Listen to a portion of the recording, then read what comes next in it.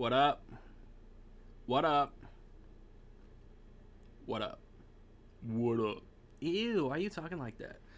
Y'all don't know about them ludicrous skits. Before I even jump into anything, I want y'all to know that ludicrous skits on his albums in the early 2000s were unmatched.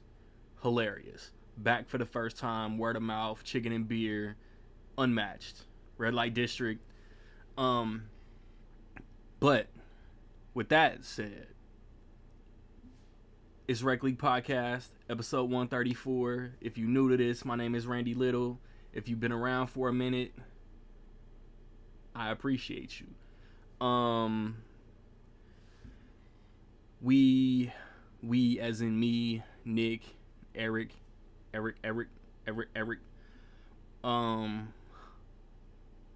We could have talked sports movies because it's like, keep it a buck.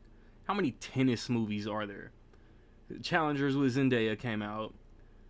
No chance we were doing a spoiler. Well, one of us hasn't even seen Challengers yet, so we couldn't have done a Challengers spoiler episode if we wanted to. But it's like there's King Richard, there's Battle of the Sexes, whatever the Kirsten Dunst tennis movie was. Like, all three Spider-Man actresses have now made tennis movies, tennis dramas. Yay. My Challengers review is on my YouTube channel. Check that out. But we went with talking about a legendary year, 1994. That's the topic. 1994 in cinema. Great year. Not good year. That's a blimp. That's a tire. 1994 was a great year. You'll learn what it means to be Rec League in this episode, because we never. So I hate saying I'm the host of the pod, because we never stay on topic. I don't know how to wrangle the children in. But we always talking about movies. Except today, the Crown Apple took over for this episode, and I keep bringing something up because I'm multitasking. You'll see. I want y'all to know, while I'm thinking about it, if you're on Apple Podcasts, I don't know about every podcasting platform. You can find multiple Rec League podcasts. Check the date on the most recent episode, because one of them just stopped updating. I fucked up and I made a RSS fumble. So make sure that you got the most updated Rec League. Also, while you there, give us a rating. If you ain't like it, give it a 1. If you loved it, give it a 5. It's all appreciated. Feedback is feedback. And theatrically, over the last couple weeks, we had the Ministry of Ungentlemanly Warfare. The new Guy Ritchie, spy, war, action. We had Abigail, horror, comedy, little girl, ballerina, vampire. Rebel Moon Part 2 came out on Netflix. I want to watch it. I haven't. The other 2 reviews are on my channel. And then, as I said, Challengers came out this past weekend. Zendaya, tennis. I think it's overrated, but the consensus is that it's so good. It's so good. The cinematography, the performances, the score. Sure thing, dude. Upcoming this weekend, The Fall Guy. Ryan Gosling, Emily Blunt, David Leitch, and coming off a Bullet Train, I hope this stays up to that level of fun. The weekend of the next episode, finally, one of my most anticipated movies all year, Kingdom of the Planet of the Apes. Oh, also the third, Netflix is putting out Jerry Seinfeld's Pop-Tart movie. So if you search Seinfeld, you'll probably find it. But knowing Netflix, it'll be right there in your face. I'll squeeze it in because I really want to watch that. But then, yeah, Apes before the next episode. And the next episode will, more likely than not, be a Kingdom of the Planet of the Apes spoiler discussion, along with talking about the full franchise. On on physical media over the last couple weeks, Tuesday, April the 16th, we had Jack Ryan, the final season. Jack Ryan, the complete series. Blu-ray and 4K. And fuck Amazon, because they never, as far as I know, they never stocked that Blu-ray. I had to go through Walmart, and they got it to me early. That was really, like, the only big release that Tuesday. Like, I know I made jokes before about whatever that half-baked cash grab sequel is. But this past Tuesday, was this past Tuesday the 23rd? This past Tuesday was the 23rd. We got The Beekeeper. We got The Departed on 4K. Looks like Steel Magnolia's got a 4K. Justice League Crisis on Infinite Earths Part 2. Another review on my channel. Drive Away Dolls. 8 Men Out. In what looks to be the cheapest packaging ever. Yeah, like Justice League came out, Drive Away Dolls came out. I feel like there's something else that come out this The Beekeeper came out. This upcoming Tuesday is May the 30th. So May the 30th, we got all those Disney Plus steelbooks. Andor, Obi-Wan Kenobi, Moon Knight, Falcon and Winter Soldier. Looks like the original Mean Girls is getting a 4K. The Ocean's Trilogy is getting 4Ks. The Mean Girls musical comes out. Madam Web comes out. This Tuesday is actually very expensive. Ordinary Angels comes out. Lawman Bass Reeves comes out from Paramount Plus.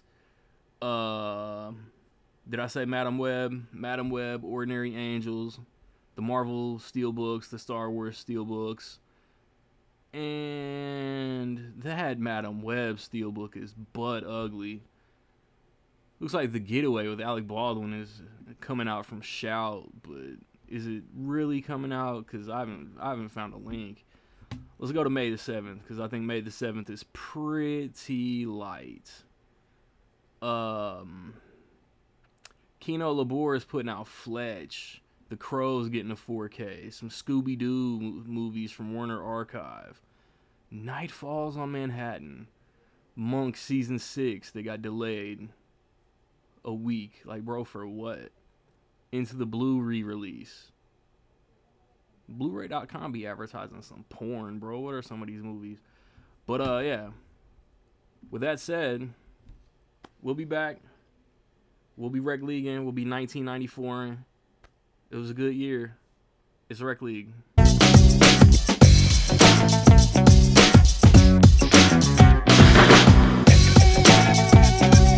Back at it. Triple threat. 3-man weave.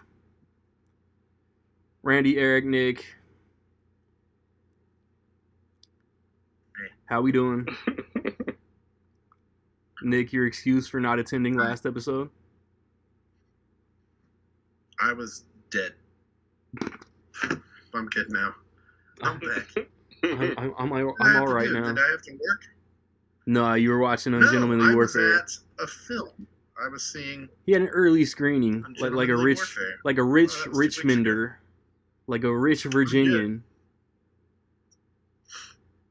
So these guys get early screenings, I had to change my seats. And they get to see Alien re-releases and Mummy re-releases. And I'm just here just not enjoying Challengers. No, man. So, jumping right in. Screening this week. What was that, Nick? Bragging about seeing The Fall Guy on Monday? I've got an early screening the next 2 weeks. Coming up. Actually. It's whatever. I mean, I'm not bragging about it. It just simply is what it is. I'm just seeing The Fall Guy, and I'm seeing Apes before Friday. Randy, go fuck yourself. Yeah, it's not that early. It's like 2 days early. It's just like I was on set while they were filming. Speaking of, not speaking of, Deadpool and Wolverine trailer. Let's talk about it. Because I've seen some. Oh, the trailer was fine, but no, it's right. Like as soon as I heard Whiskey Dick the Claws, I was locked in. It was brilliant. Mm-hmm. All I need is some quick sarcasm from Wade, and it's a great trailer. Anyone? I don't need another one. I don't know. To be honest, I'm sure they'll squeeze out another one. No. But before Inside Out 2, one more Deadpool and Wolverine trailer. Yeah, it'll be like a really G-rated Green Band trailer about Marvel. No, like, I don't... And it kind of did what I thought. Like, I was like, it's going to show more Wolverine footage, but it's not going to tell you anything more about the plot. It told less about the plot than the first trailer did. Yeah, it was just we got the villain with a junk food trailer. We got more Wolverine. We saw the villain, and nerds are fine-tooth combing the blurry parts. Big Ant-Man head. Yeah. So something happened, but in all the promo pics, or the production and sneaky pics. People were nitpicking that Hugh Jackman, his uniform isn't gonna be sleeveless. He's not gonna. Okay, be happy, y'all. It's sleeveless. Just be happy there's blue and yellow. Yeah. Just be happy there's blue and yellow for the first time in 24 years. Right. I'm still not happy. They got rid of the shoulder pads. But I think, like, it was really funny. Like, it was like the first pictures came out and he was like had sleeves and like. Which still it was like good. People were bitching about the sleeves, and then the other people were like, Hugh Jackman is susceptible to skin cancer. And I was like, I'm pretty sure neither of those are the reason. I was like, he probably just has sleeves for part of the movie, and they might get rid of them or not. Right. And now we know. Anything to do with that, though. What if it's just like what if no sleeves? What if the scenes with no sleeves are before the scenes with sleeves? Oh, we'll see. We will. Oh. It might be. Like, I'm just like, I'm not putting anything past it. Like, I think some of the footage they showed in the trailer, like in the movie, he'll probably have his helmet on. Yeah. Yeah, That's just like something they do. That slow-mo walk around the corner, he's probably got his hat on. Yeah, I can picture that happening. Like, remember when the Hulk was in Infinity War? Yeah, sure. He wasn't. In the trailer. So, like, they do that all the time. They showed him, like, that jumping through the portal at the end. It's like, that's enough. It's like, obviously, they're going to be doing wacky shit, like, all throughout the movie. And shout out to the detectives online spotting out some of the cameos. They're called geeks. Yeah, hey, love them. I mean, I'm the president of the fan club of those who got their hopes up for Multiverse of Madness and all these outrageous cameos that didn't happen. So I'm not trying to get my hopes up like that again, but I expect a couple. Yeah. I expect, and like I'll still be like thumbs up if the Jennifer Garner thing is real. And then like give me like one more. I'm calling that. It's all but already confirmed. I'm calling like everyone who ever played a Marvel person for Fox is showing up in this. I think I would like blow my load if Chris Evans shows up as Human Torch, and I'd be set. I wouldn't do that. I would, because I would be excited if he was in it. I wouldn't, because all Wade would have to say, what in the Steve Rogers, what in the Captain America is this shit? It'd be amazing. Something's different. It'd be amazing. I'm like, but that's my thing. Like, a lot of people's like got their hopes up, like you said, for like Multiverse. I'm not getting my hopes up. Like, if Ben Affleck isn't in this movie as Daredevil for some stupid reason, I'm not gonna be like, that's a waste of opportunity. Like, I don't care. Like, it's called Deadpool and Wolverine, and like the trailer is that. We're getting Deadpool and Wolverine. Selling that. Yeah. So whatever they do, I'm like, it's gonna be good. It just has to like, it's got a lot of, I don't know, what's the word? Like, it's got a lot of work that it has to do to like. I really want like Deadpool kills the Marvel universe. I want a Deadpool kills the Fox universe, but like, I've learned to not be one of those like, oh, the movie sucks because it didn't do what I wanted. No. Yeah. Yeah. Like you were with Challengers. I'm just kidding. They play tennis. balls and holes. But it's something else I'm like really like tired of, and they're doing it with Marvel, and it's like it makes sense to a degree, but it's like I'm really just like the people talking about like the look and the color of it. Yeah, that's when stupid. It's like everything that is in this trailer is clearly from like one location because they're editing all the footage together, and it's like we can only show you so much.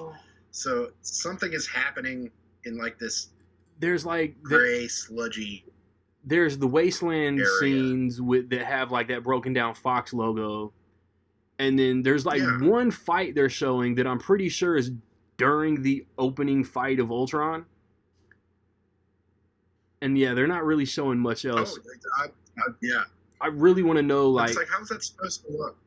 I would like it to open with like that scene with Logan with all those tombs, but I think we'll get that like within like dialogue. You know what I mean? There'll be a flashback while somebody's explaining how he let his world die or some shit. And I saw somebody say like they're jumping through a portal, and it's like, wouldn't it be really funny if like that was like the end battle of Endgame? And I'm like, that's 100% happening. Like there's something, like any like weird idea you can think of. It's like somebody is sat in a writer's room, like. What you think when they really jump through the sling ring? If they pop out, like, you think they're going to come out on the other side of the Endgame battle? Yeah. I never thought of that. Or like somebody was like, what if they do that and it's like the battle's already going on? It's like turns out they were there the whole time and like just like in the background, like the shit. I'm like, that's funny to me. That is funny. Maybe I'm fucking 12 years old, but I'm like, that's funny. I'm sorry. It'd be like hilarious to me. It could be funny if like Deadpool just looks at Wolverine. Yo, the Avengers are doing this with Thanos. Let's go help out. And then like it's just already over when they get there. And then yeah. Sounds funny to me. And like, that's like them in the snow. It's like, yes, that looks like Age of Ultron. I don't know why it would be. Feige gave them carte blanche to do whatever. Yeah. I'm hoping, and but like if they didn't, I'm okay with that. Like remember when like Multiverse of Madness came out, and people thought Deadpool was going to be in it. Like people were they just thought it was going to be Cameoville. Yeah. And then they were like mad when it wasn't. Yeah. And it was like, guys, that's what I'm saying. Like I wasn't mad. They didn't promise you. Yeah, they didn't promise you Cameoville. Multiverse. You still got Krasinski for some reason. Right. Like, you still got one of the best. Fan-fueled you got cameos. Black Bolt, like the Illuminati scene was fire. Yeah, I was like, what more did you want a Deadpool to be part of the Illuminati? Go fuck yourself. Like it's like that's and then Professor X with the yellow chair and the X-Men theme, bruh. Yeah, they started making fun of Cameo, like, oh, you guys just want cameos, and I was like, there's like this subset of people that want that and then get mad when it isn't that. Yeah. Did we lose Nikki? Oh, did he freeze? Nikki and a goodie bee. Oh, man. He froze on the refill. Well, now here's your chance to talk about the trailer. No. Oh, it looks good. I don't need to see any more. No, fuck no. No, I don't need to see anything else until July. That's what I'm saying. Like, I thought when Multiverse came out, I think, like, I liked it. I didn't love it, but I didn't knock it because, like I said, it didn't do what I thought it was going to do. Right. But it's, like, countering what Nick is saying, though. Like, when you hear Multiverse, you assume more than, like, 3 universes. And you assume a couple more characters that. There you go. So now I gotta figure out how to. I want to talk about this before we talk about another trailer. I think we're gonna talk about. I only had one trailer on the docket. What trailer are you talking about? I'm gonna tell you, but look at her. His twin is still there. Yeah, I'm trying to get rid of him. Can you see yourself? Now it's on wax. Oh, there it's true of me. Not now, but it's weird how different the lighting not works anymore. If you freeze again, you might have trouble with the link. Yeah. Oh, you went to the phone? I won't now. I was even saying. But I think it looks like even with the sorry, YouTube. the teaser trailer for Deadpool versus Wolverine. One was Deadpool heavy, one was Wolverine heavy. Like it was a great contrast.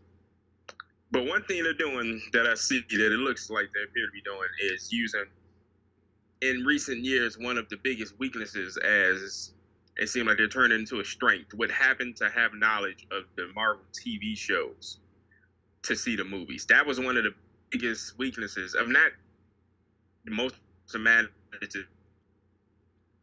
Now Eric froze. Mary with Wandry. Yeah.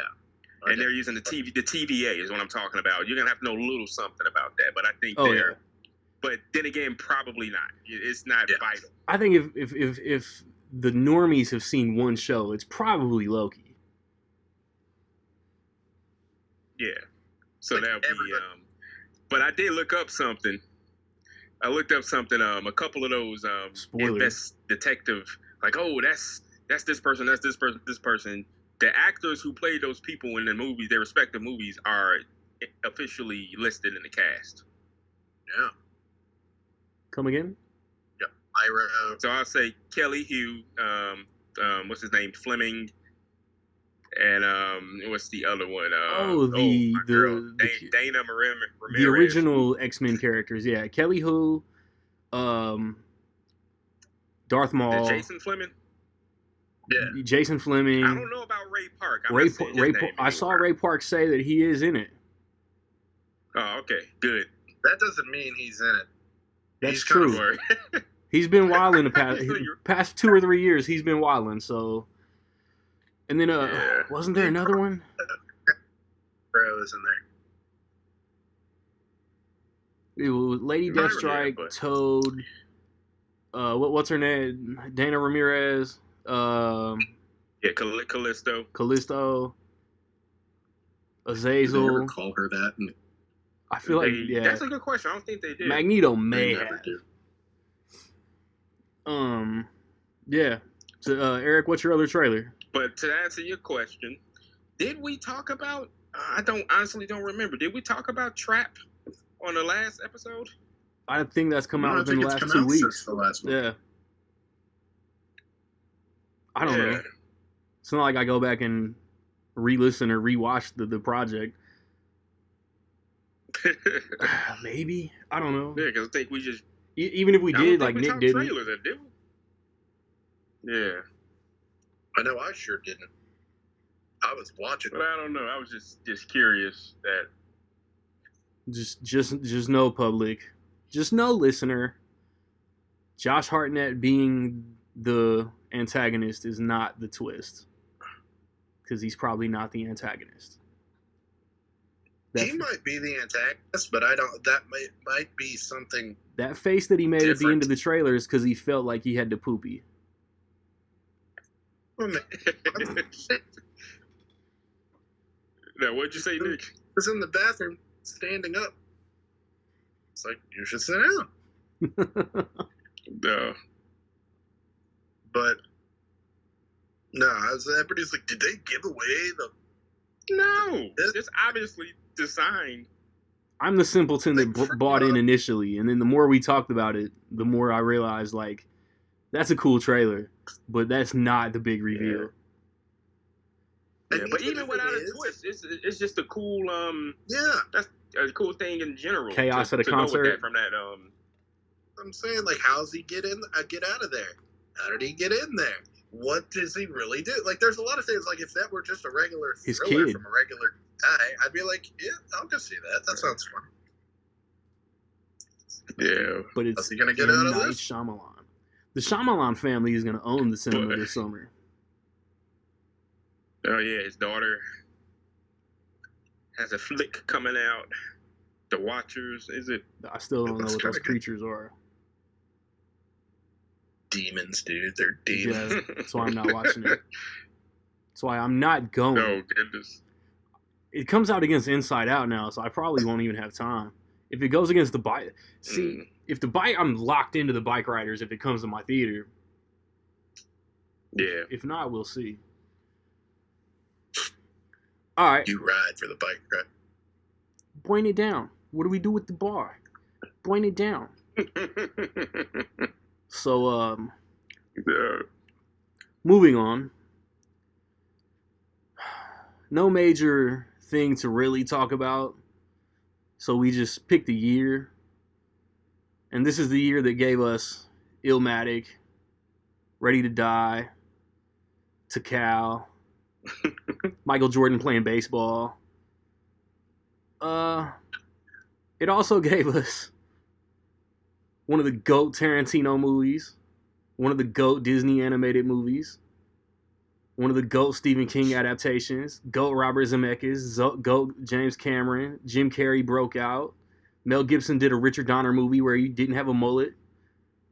One of my favorite ever Van Damme movies. One of the most underrated ever Adam Sandler movies. The start of Kevin Smith.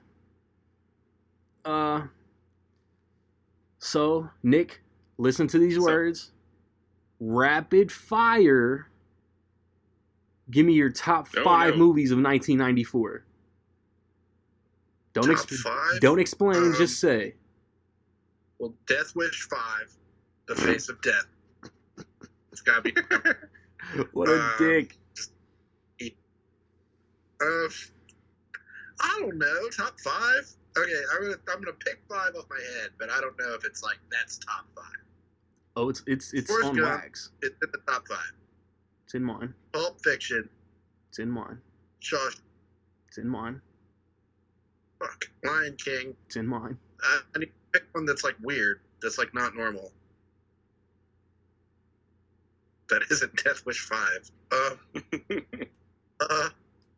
Clerks. I'm gonna say one, and then I'm gonna be. I like Clerks. I don't think it's my top 5. I'll say Clerks, but I'm gonna change it later in the episode if somebody says something better than Clerks. The next Karate Kid.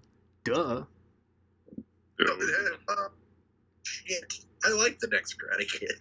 You bite your tongue. It's better than. Oh, did y'all?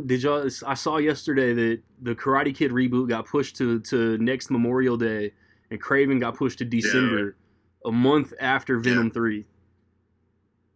That's so funny. Like that. What is going on? Well for Craven, but it makes Karate Kid look kind of better. Like it's like, oh yeah, hot summer release date right after Cobra Kai.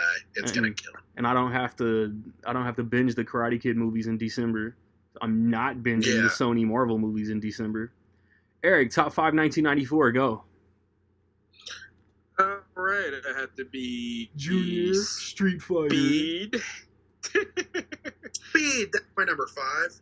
Yeah. Your turn's over, sir. Speed. I love Speed so much. I can't even think of it. I love Speed. I love Speed.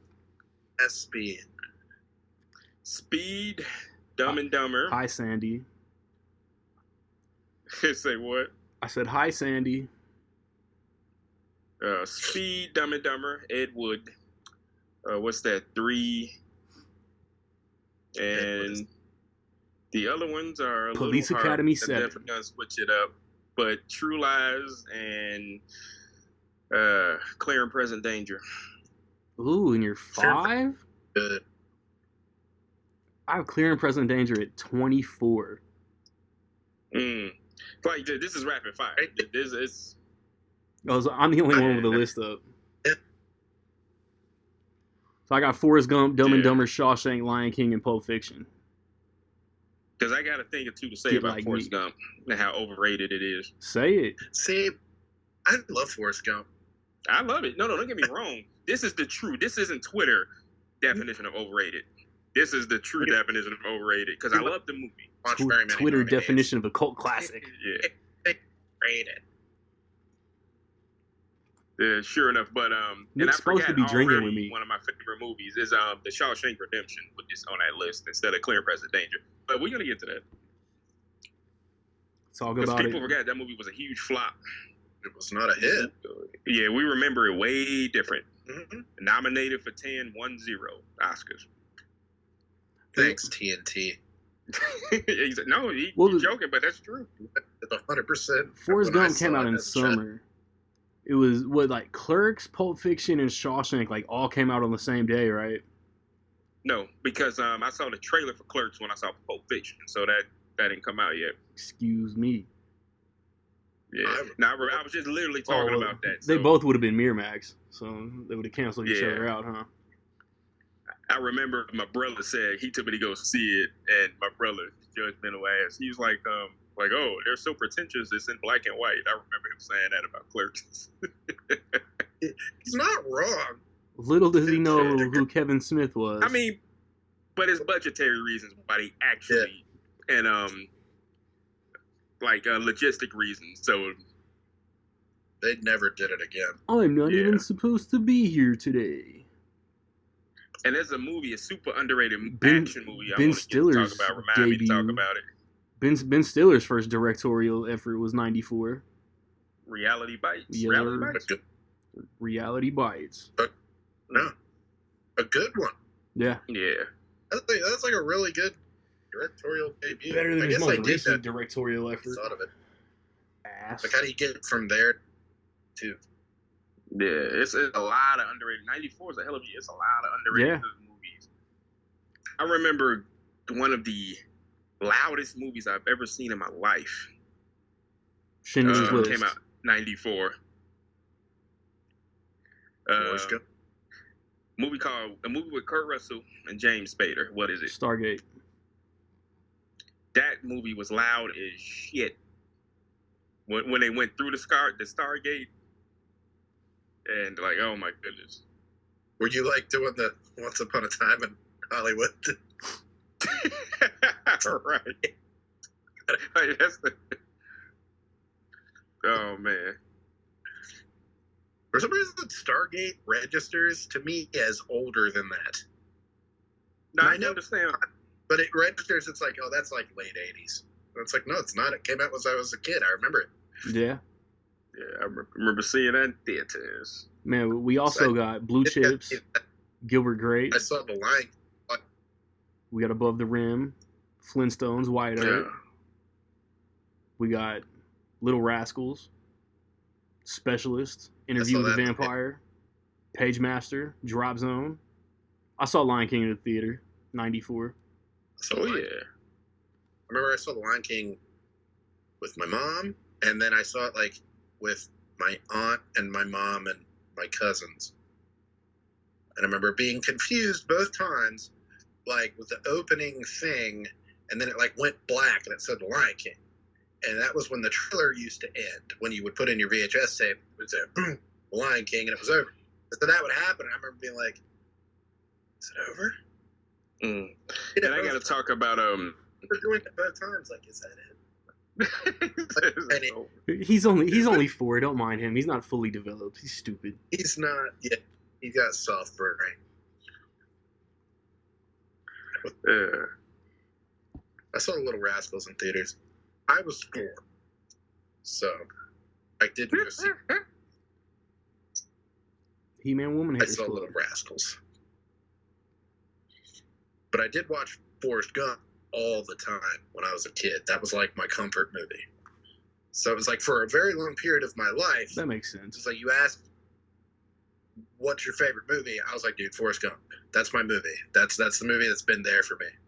Mm. So now, as you get older and you hear people's reasons for like thinking it's overrated or not, like I'm like, I hear you. But then like there's certain things about it that like I'll argue with people all day, like Jenny. Like the whole Jenny situation. I'm like, it's more complicated than that. But I'm not sure it is. More make it out to be. Like they're like, oh, she was just a bitch. I was like, she had a rough life, and they're like mirror each other, and it's different.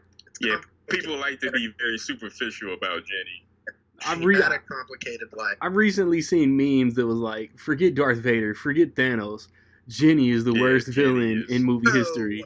Like, if she could do it over again, she would have chosen a different path. But like her home life was so different than his, and he couldn't comprehend the things she was going through. He just like she was the sun to him. Like they would hang out, and it was like, oh my god, she's the only one that treats me like a human being.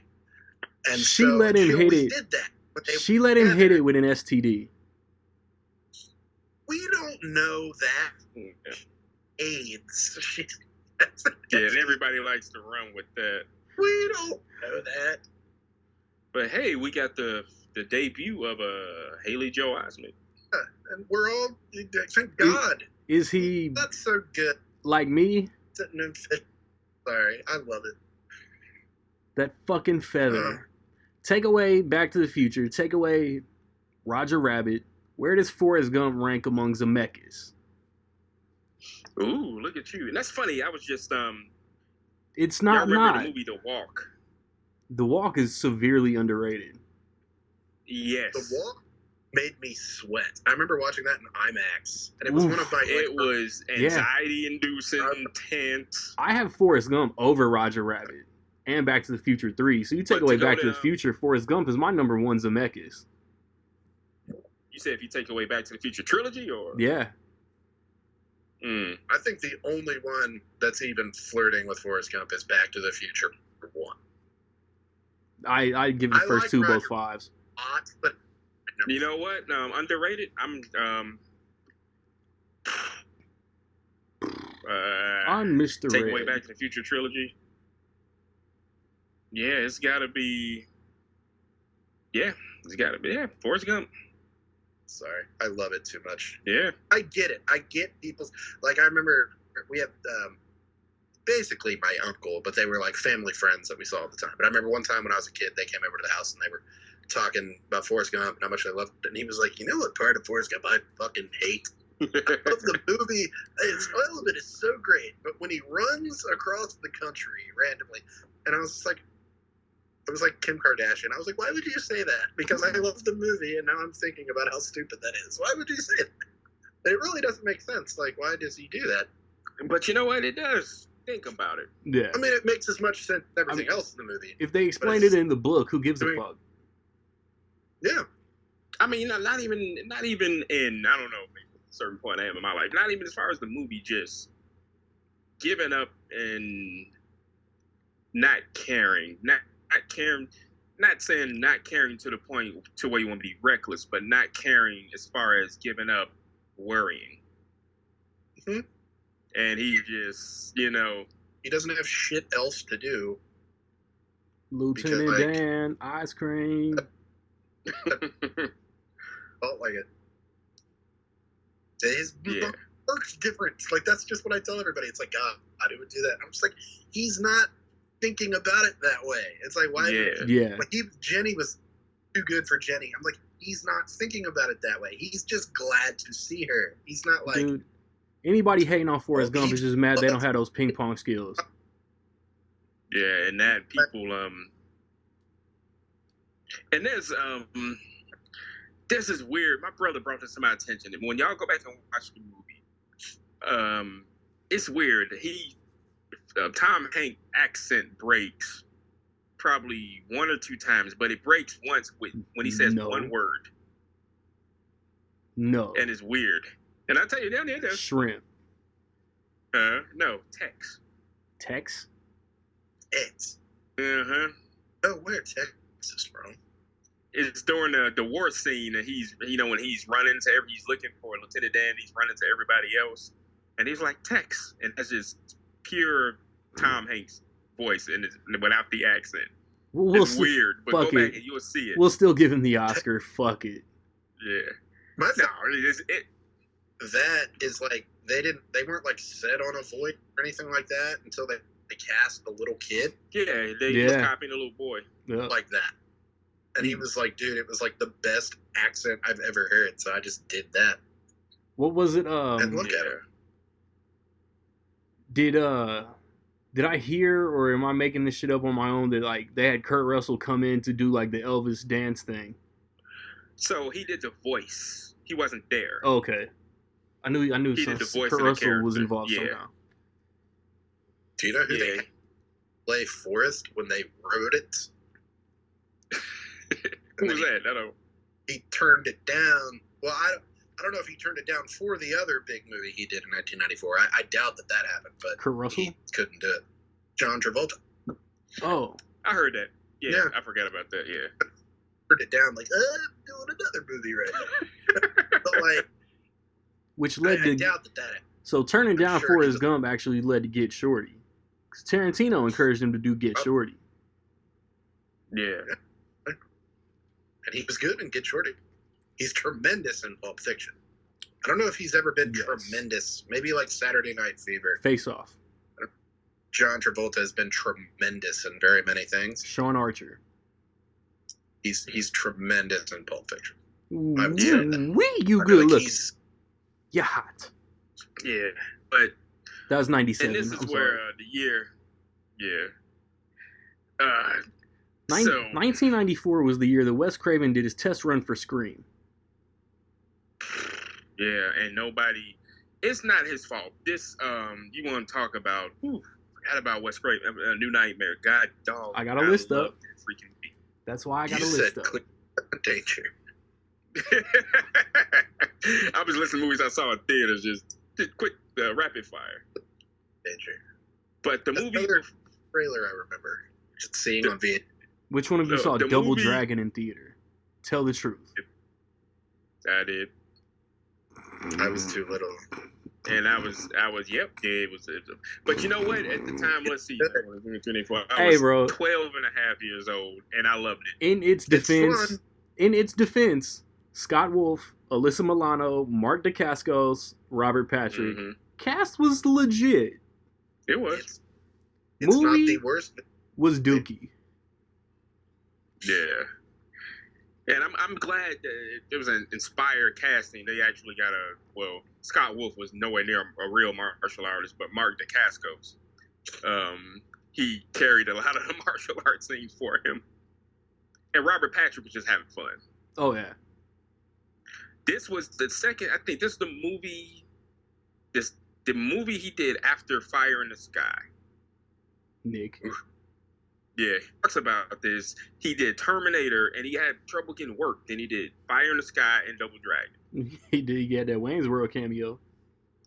Yeah, and a Wayne's World cameo that was just reprising his T-1000. It was the Matrix ripple effect. Like everybody wanted to spoof Terminator. Yeah. Yeah. Terminator. Like that's a pretty different role. But before I forget, I want to read something to y'all. Nap time. There once was a man named Jimmy. I'm just kidding. This is considered one of the most funniest movie reviews of all time of a movie that came out in 1994. I just want to read a little excerpt. Y'all tell me what movie it is. Here we go. So this is a movie. This is a review by Roger Ebert. I knew it. 1994 movie. I hated this movie. Hated it. Hated this movie. Hated it. Every simpering, stupid, vacant, audience insulting moment of it. Hated the sensibility that thought anyone would like it. Hated the implied insult to the audience by his belief that anyone would want to be entertained by it. Beverly Hills Cop 3. I've read that. I'm trying to remember what it is. Is it Dumb and Dumber? Rob Reiner movie. Wait, time out. One that's... Rob Reiner. What are you doing? doing? Mrs. Doubtfire. That's not Rob Reiner anyway. That's 93. Starring Elijah Wood. Yeah, the one that sucks. The one that sucks. What Bruce Willis. What are you doing in 94? The one that sucks. Yep. Yeah, the name is not... It's a one word. It's a direction. Mm-hmm. North. Yeah, what? That's it. That's that movie. North. Have y'all seen this movie? Nope. I should see it. You should not. I went on a Rob Reiner run, too. I guess I missed one. As a 13-year-old, I don't know. They must have had some files on them or something. I knew something was up. I wasn't at least 13, sophisticated enough. At least Flipper and Fellowship of the Ring were right around the corner. Yeah. Flipper was my shit. I was little.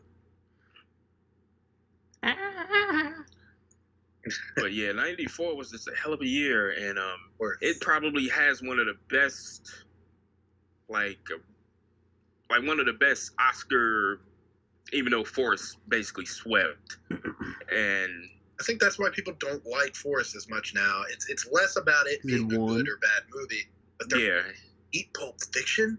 It beat Shawshank. I was like, I don't think anybody was in the Shawshank corner in 19... nobody went to go see it. Like, wasn't anybody who was like...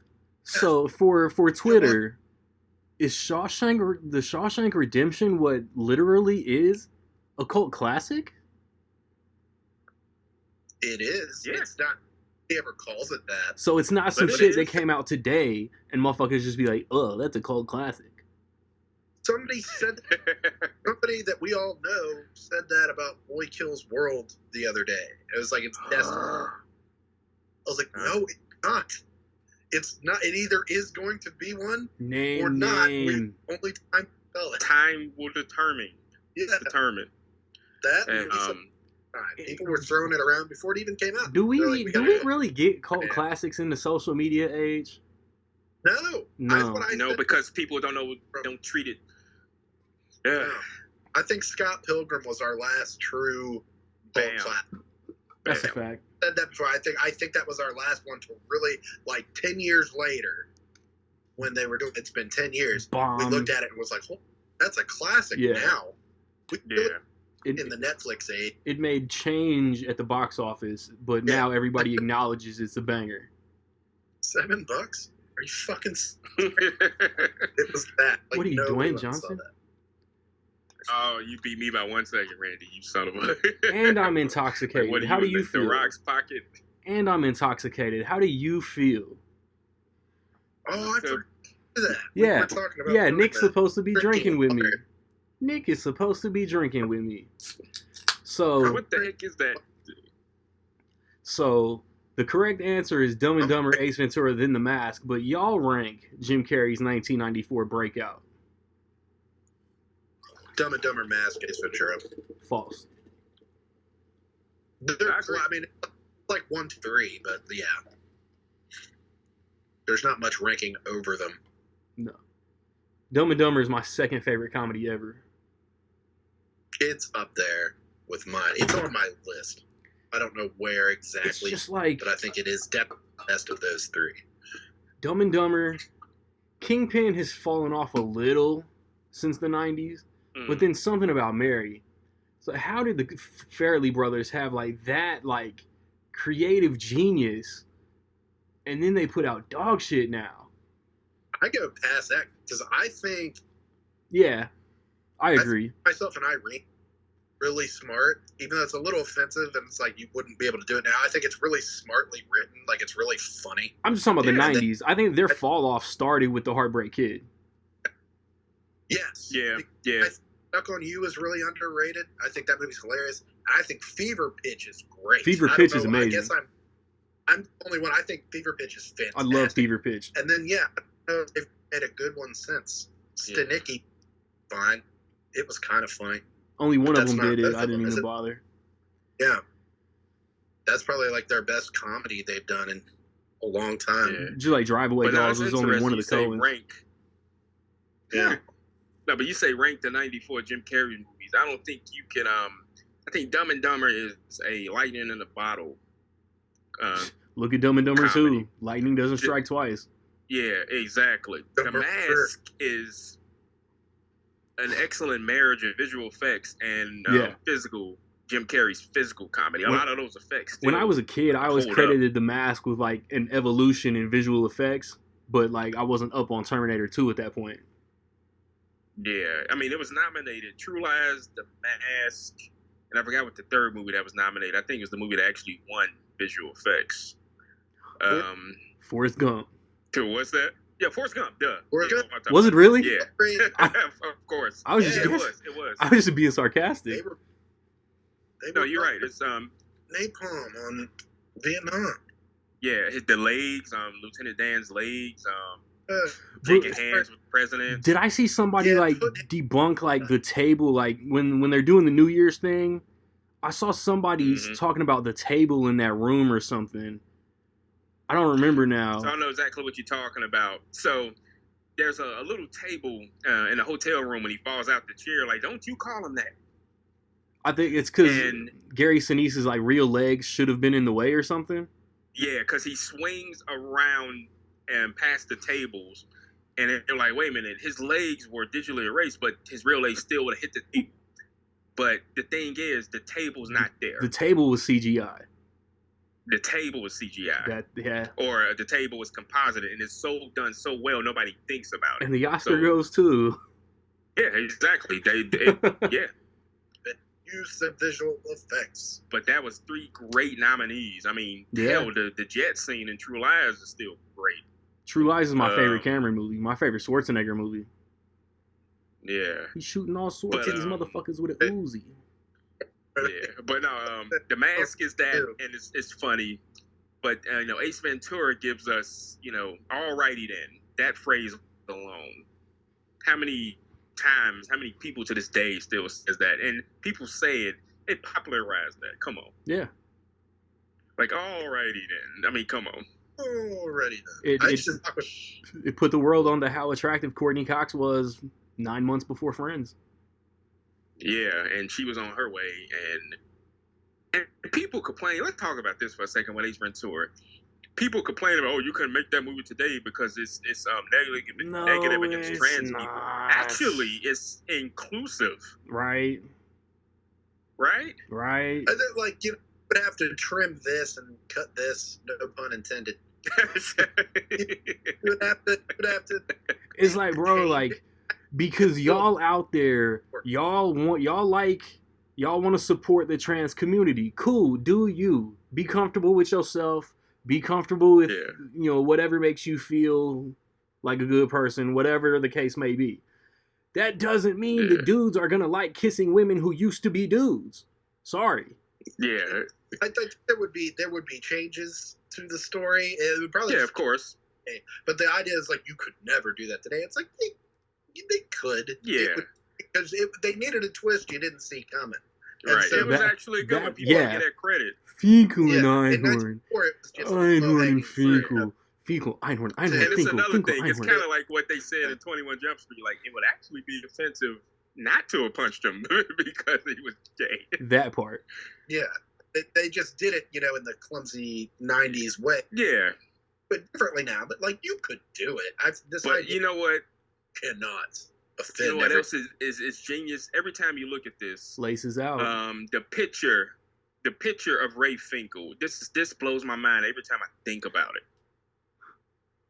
The picture of Ray Finkel is just Sean Young in a wig and a mustache.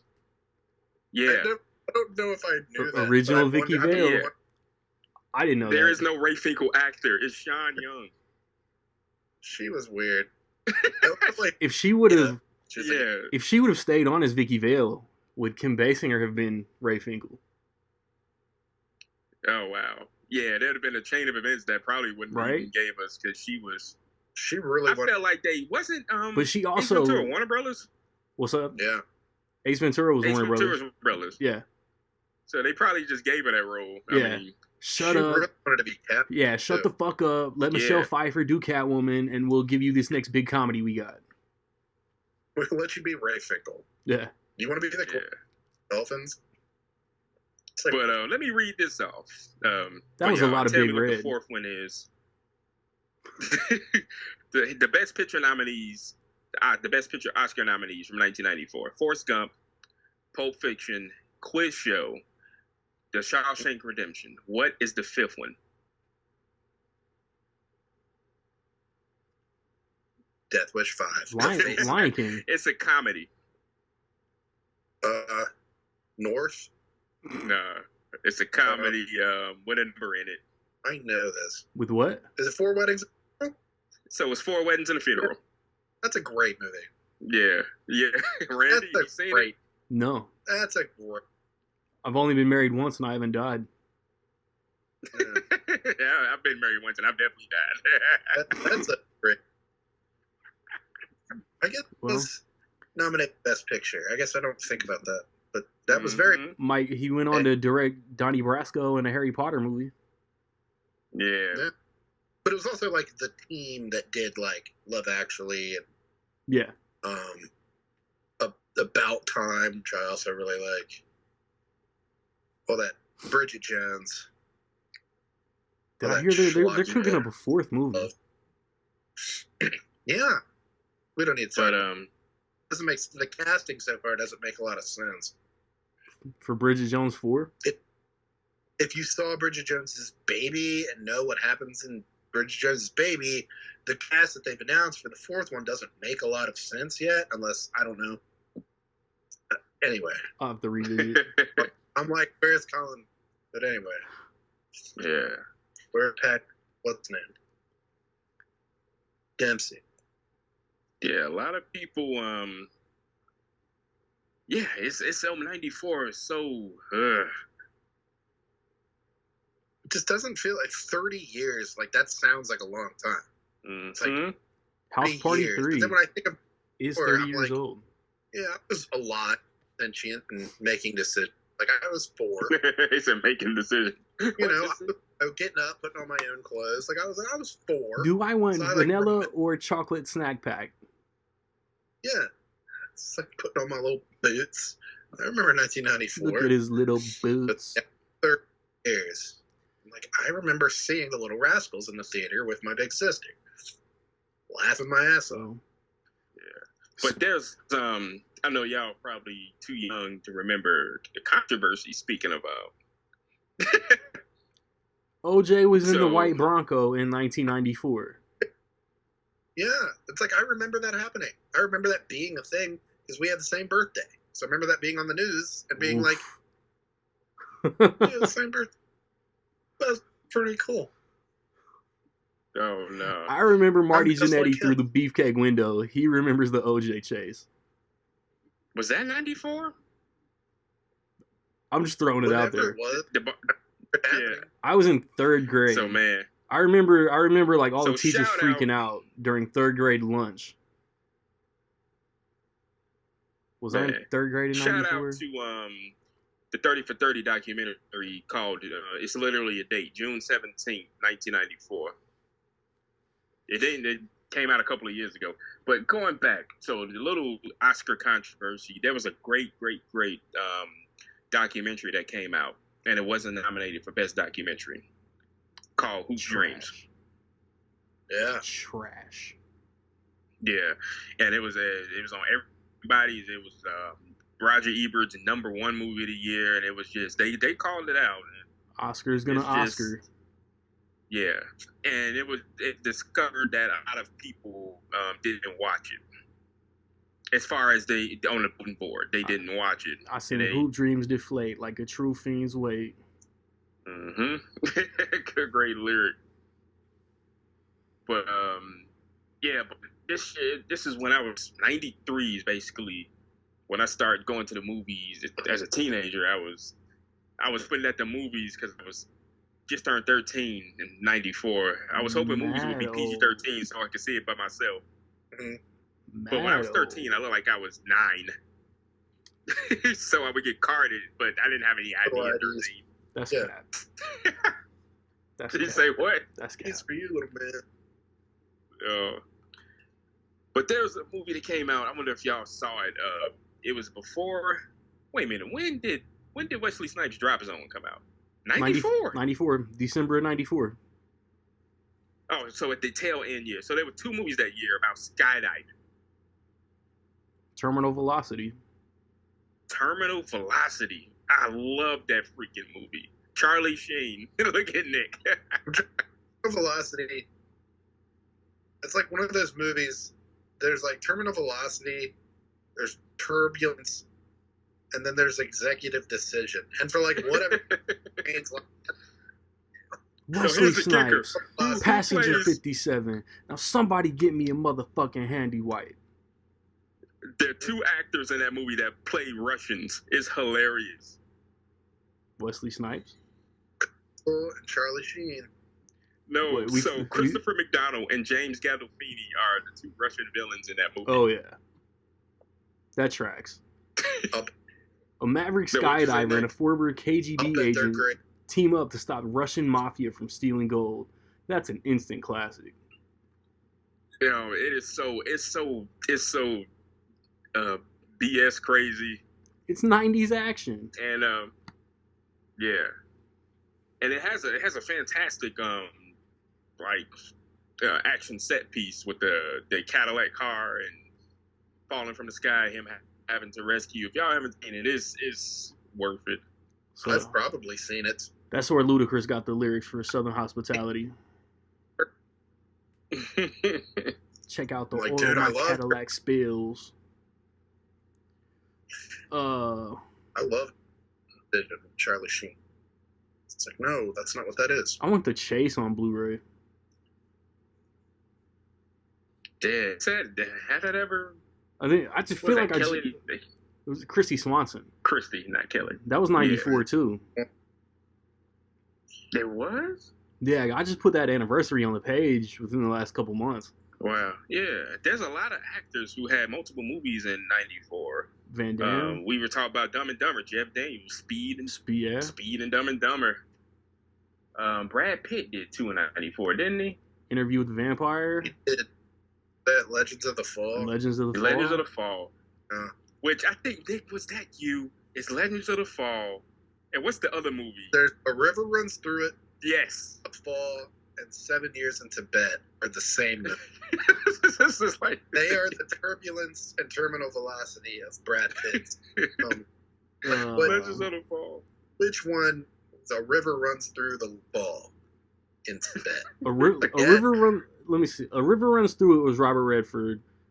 Legends of the Fall was Anthony Hopkins. 7 Years in Tibet was just the Monk movie. Yeah, they're all good movies. I've watched them all, and I know in my head that they are different films. But then when I think of them, yeah, River Runs Through It, and then I picture the Legends of the Fall poster with Anthony Hopkins on it. I'm like, that's wrong. I've seen that shit once, and I just remember he got so sick he had to write on the chalkboard.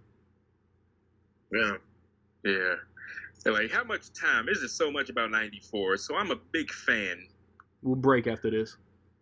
Of a certain comedian who was huge on SNL, and I don't think it was so much his comedy act translated well to a big hit movie in 92. It was his character translated well, and then they tried to make him a star. So there's a movie came out in 94 called Clean Slate. I thought you were going to say It's Pat, the movie. Oh, no. So Clean Slate starring Dana Carvey. Yeah. Oh, Carvey. And it was a terrible movie. A lot of movies were not good. No, and that's the thing. Kind of like Richard Pryor's unique style of stand-up couldn't be translated to film. Dana Carvey, unfortunately, suffered from that too. They just didn't know what to do with him. He was great at impressions, and they would always find a way just to him do. Just like years later, they tried it again. Master of Disguise. Yeah, that movie came out when I was 12. Yeah, like the audience, and I hated it. It came out right around the same time as Signs, Triple X, and Barbershop. And I like this. But Dana Carvey is, y'all know he's funny. But he's so funny. Master of Disguise was Happy Madison. Just not for him. Yeah. It's very sad. Norm Macdonald's kind of the same way. Dirty Work is funny. Yeah. But that's really the only time they tried. They were like, it's not going to work really. How about I take this swivel stick and shove it right up your pee hole? Yeah. It was always little Billy. I just thought of the funniest thing. Billy? Yeah. Billy. But he was so funny. But it's just I guess not everything is And then you have people like Dane Cook, where it's just just do that in a movie, somebody will like it. And they did it 4 times. Yeah, Dane Cook had a 4-year run. Yeah. And it's he did Mr. Brooks and then fell off. Oh, yeah. Yeah, which is crazy. But his personal problem started to... How much time, Randy? Technically, 4 minutes. Let's make it 3. I want to ask a little quick trivia. Let's make it 3. I'm not driving. Film debut was in 94. Renaissance Man. Renaissance Man. Bokeem Woodbine. Sanaa Lathan. I mean, oh shit, I'm blanking. Shorty from Clueless. Stacey Dash. Yeah. No. His film debut. Bokeem Woodbine. Evil Dave Chappelle. Yeah. Crooklyn. Kate Winslet. I was gonna get to Crooklyn when we get back. Oh, we're gonna talk about that. Kate Winslet's film debut. Peter Jackson movie. Creatures. Beautiful creatures. Heavenly creatures. Heavenly creatures. I know things. That. All right. So where do we want to go now? Next, Karate Kid, Beverly Hills Cop 3, D2, The Mighty Ducks, Major League 2. I saw all those in theaters. The Page Master. Oh. Let's talk about an underrated gem. When was Dennis the Menace 93 or 94? Did Christopher Lloyd have multiple movies in 94? That was 93, wasn't it? Like 93 or 92. Dennis the Menace like was, that. It was before. But I watched that. Yeah, it was definitely 93. Sounds about right. Yeah. I watched the hell out of that, too. So, we got... The Flintstones was 94. Even though I didn't understand the plot of the Flintstones. Hey, but at a wee fucking 8 years old, like, I knew how fine Halle Berry was in the Flintstones. Oh, yeah. Just that he was at work. They were, like, scheming. Yeah, they were doing... hotness to get him to sign whatever he was signing. Yeah. Did that, and I was like 4 or 5 when I was watching that all the time. Right. Big business corruption in the Stone Age. But it's still an odd choice for the premise of the movie. It's like embezzling money. Embezzlement, yeah. John Goodman. What was it? The tech John Goodman, Rick Moranis, Elizabeth Perkins, Rosie O'Donnell. Like, that was like perfect casting. And I've never understood, like, Rosie O'Donnell's performance got like really panned when it came out. She like won the Razzie or was nominated for a Razzie or something. Yeah, BS. Sounds like she some haters. Acts like hating ass. Sounds like some haters. Not a necessary film to make, but I always enjoyed it. I always know John Goodman didn't really want to make that movie. He was kind of suckered to it because he did Always with Steven Spielberg. It was the whole thing. And he was like, I guess I'll do that. The Amblin contract. Great. But yo, it's like we got Little Rascals, we got Flintstones, we got Dennis the Menace, Flipper. How did we never get a 90s Jetsons movie? Like live action Jetsons. Yeah, because the cartoon didn't do well a couple of years earlier. We got Scooby-Doo. Let's make it today. Yeah. Even though Casper was my shit. Casper, yeah. Most surprised. Casper. They reboot like the Addams Family, which I was happy about. Even though they say that the Fantastic Four movie is going to be Jetsons-esque. Yeah, so we were talking about actors with multiple movies in '94. Y'all brought up Tim Robbins. He's another one. Hudsucker. Shawshank. Yeah, the Coen movies. Coen Brothers, crazy movie. Hudsucker Proxy. The invention of the hula hoop. Yeah. Pretty much. I like that movie. Oh, yeah, he did Hudsucker Proxy, he did Shawshank Redemption. It was like this. He was then the player. Nicky and a Goody B. Welcome to the pod. Huh? Welcome to the show, Nick. Anyway, he did all those, and it was like this young man's going places, and then he followed those up with Nothing to Lose, which I think is really funny. But it's very underrated. It is. I used to watch that. My dad loved that movie, and so we would watch it all the time. It was rated R. Nick Beam. Yeah, from the director of Ace Ventura, the first one. Please don't kill me, Freaky Jason. Please don't kill me, Freaky Jason. Hell, bitch. I used to laugh my ass off. But John C. McGinley and Giancarlo Esposito was like the real carjackers in that motherfucker, man. That's got a cast. Yeah. That movie's got a fucking cast. It was really, but it was not in 1994. So what the fuck are we talking about it for? Yeah, just Tim Robbins. Tim Robbins was an actor. It's the Tim Robbins connection. So, neither one of y'all was ever going to bring up Leon the Professional? Oh, yeah, I was getting that. Natalie Portman's film date. Don't lie. Saw that in theaters. I saw that in theaters. I was 13 years old and I saw everything in theaters. No. 12 and a half at one point, or it depended on the date. You know what I saw in theaters in 1994? Wolf with Jack Nicholson and Michelle Pfeiffer. Really? My grandma took me. God damn. Wow. Really?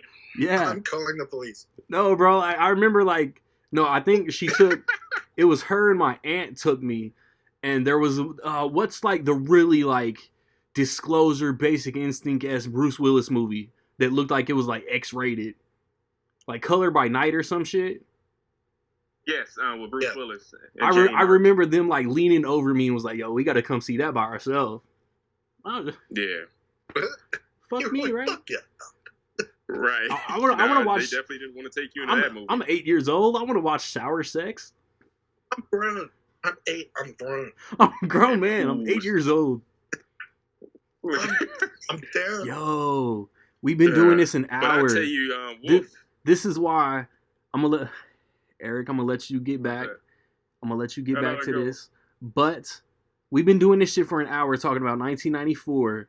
And not one of the three of us, this is why Rocket is fucking up by having adult responsibilities. Oh, I was going to bring up The Crow. Ain't nobody brought up The Crow yet. I was waiting that for last. You're saving it for last. I'm still Edge Master in my head. It's so, 94 was so stacked. I saw The Crow in theaters, of course. Of course. No, so Wolf. I saw the first half of Wolf in theaters. I remember Wolf. Why'd you leave? I remember Wolf being good. Because I wasn't interested in it. Because I hadn't seen another movie. I snuck out to go to the bathroom. And I Joker went and Catwoman. Speed. Joker turns into a wolf and Catwoman's in it. What's not interesting about Wolf? Well, for my age, I wanted to see a bus almost get blown up. So I went to Speed. I'll tell you. I watched Speed a lot.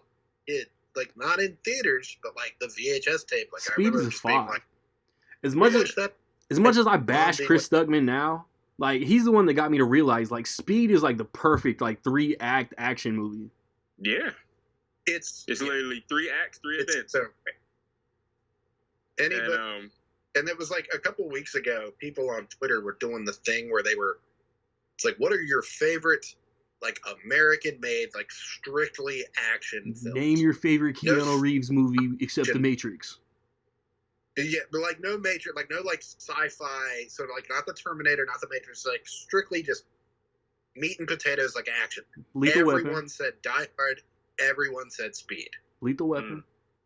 There's a reason why. It's like Speed is like the best movie. It's like they don't waste. There's no fat on Speed. There's no fat to. Like, there's not a second wasted. Because all action, all tension. Let's fucking go. No coincidence, the cinematographer from Die Hard filmed the debut with Speed. Jan de Bont. Or as I used to call him back then, Jane de Bont. Shout out to him for Speed. Shout out to him for Twister. He can go fuck himself for Speed 2. And Tomb Raider 2. Ruined it. Ruined. I haven't seen Speed in so long. I barely remember it. Like, it's one of those things where I was like, I want to rewatch for like, is it really bad? Or is everybody just telling me it's bad for 30 years? One of the all-time GOAT Christmas movies came out in 94. Was it The Ref? The Ref. No, that wasn't The Ref. It definitely was. No. Does The Ref have a series on Disney Plus currently? No. Oh, no. Santa Claus. Scott Calvin. I like this. Oh. It's like your initials, Dad. Those pajamas was clean. No. Mm-hmm. I like the Santa Claus. I watched that a lot too, and like when you watch every year now, there's a lot of adult humor in the those first one. Disney 90 Disney movies. Mm-hmm. Like, what the fuck was Blank Check? Oh no! I don't know if I've seen that since '94. Why did I love it? I love Blank Check. What they're talking That's about. One, bro. Like, there are so many movies that I'm just like, wow, Disney Movie Club is about to like shut its doors and shit. It's like, why didn't we get a Blank Check Blu-ray? Why didn't we get Homeward Bound Blu-rays? Homeward Bound. Yeah, people look back at that movie about how inappropriate it was. A Blank Check. What the fuck was that? I remember watching that at my daycare center. Obviously, the producer who wrote a Blank Check. And everybody check, and I was like, what is And I loved it. And I was like, I don't know what they're about. Yeah, but I remember the old lady that came out the earlier part of '94. Yes. Because me and a couple of friends, we had a half a day. We went to the movie theater. We voted and we split. It was Blank Check or Ace Ventura. And I'm glad I went to see Ace Ventura. Hey, Blank Check was great.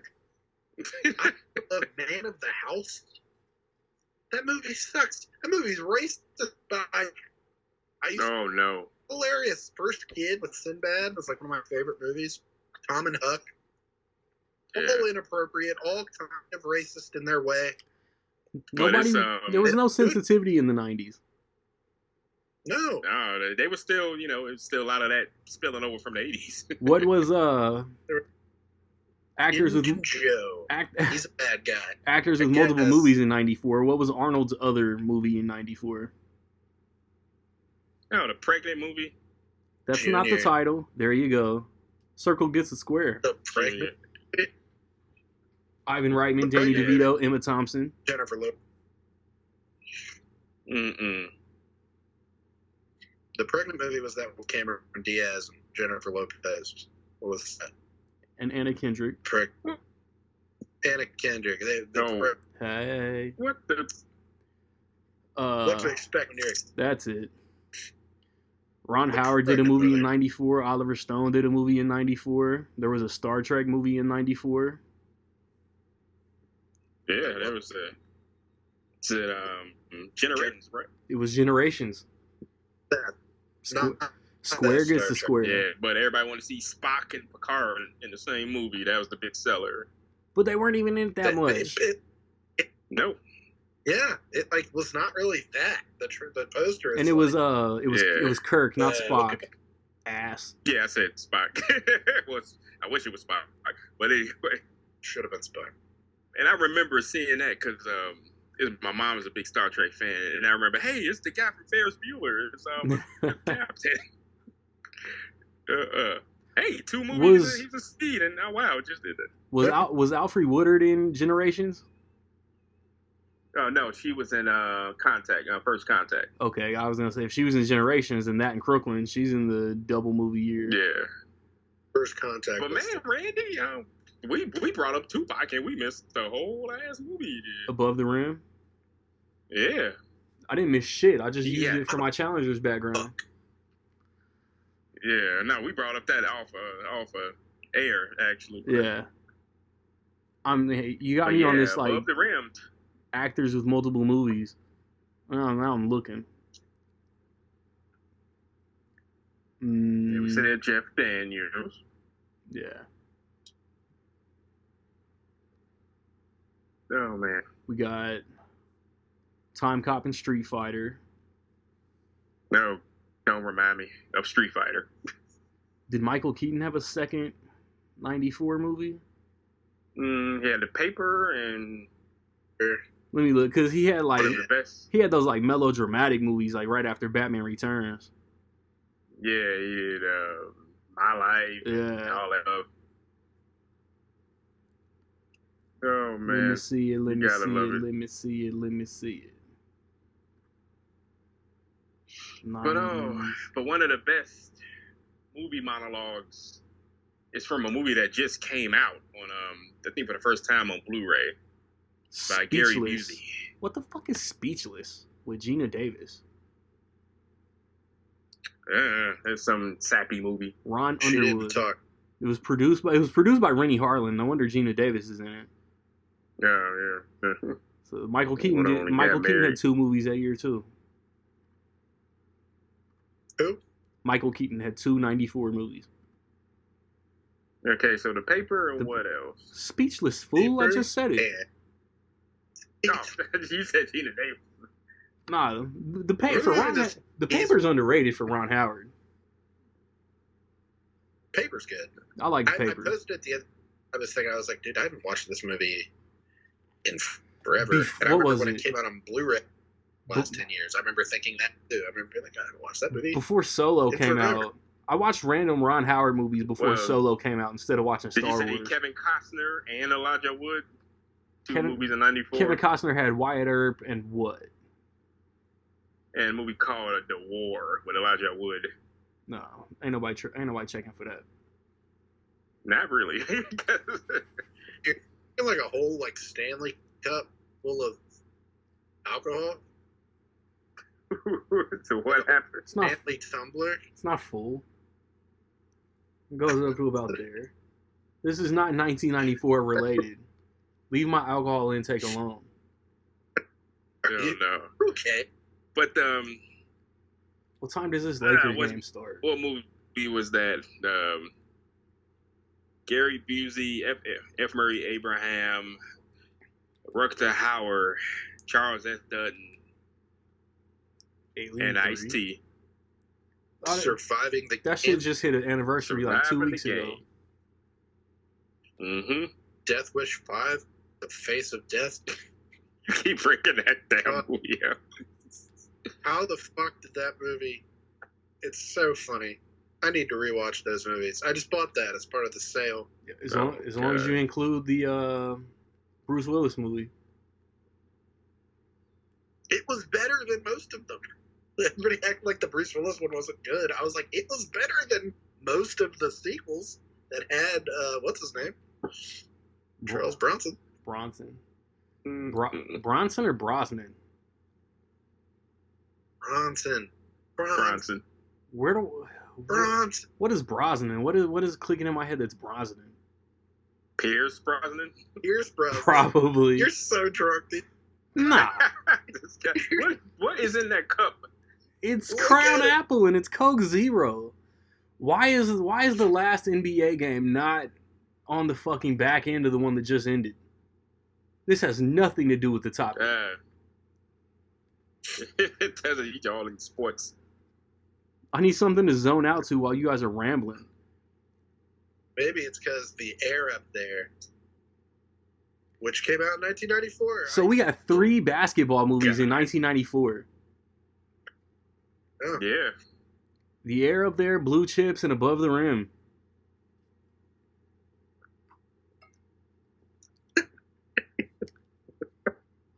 as he takes another swig.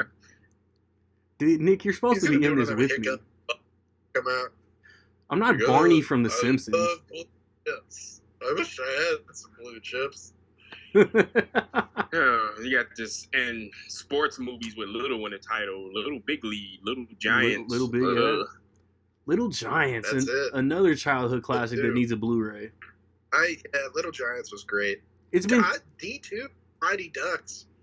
I vividly remember being like, that was as good as the first one. No, I don't know but I'm still pissed that the show got canceled.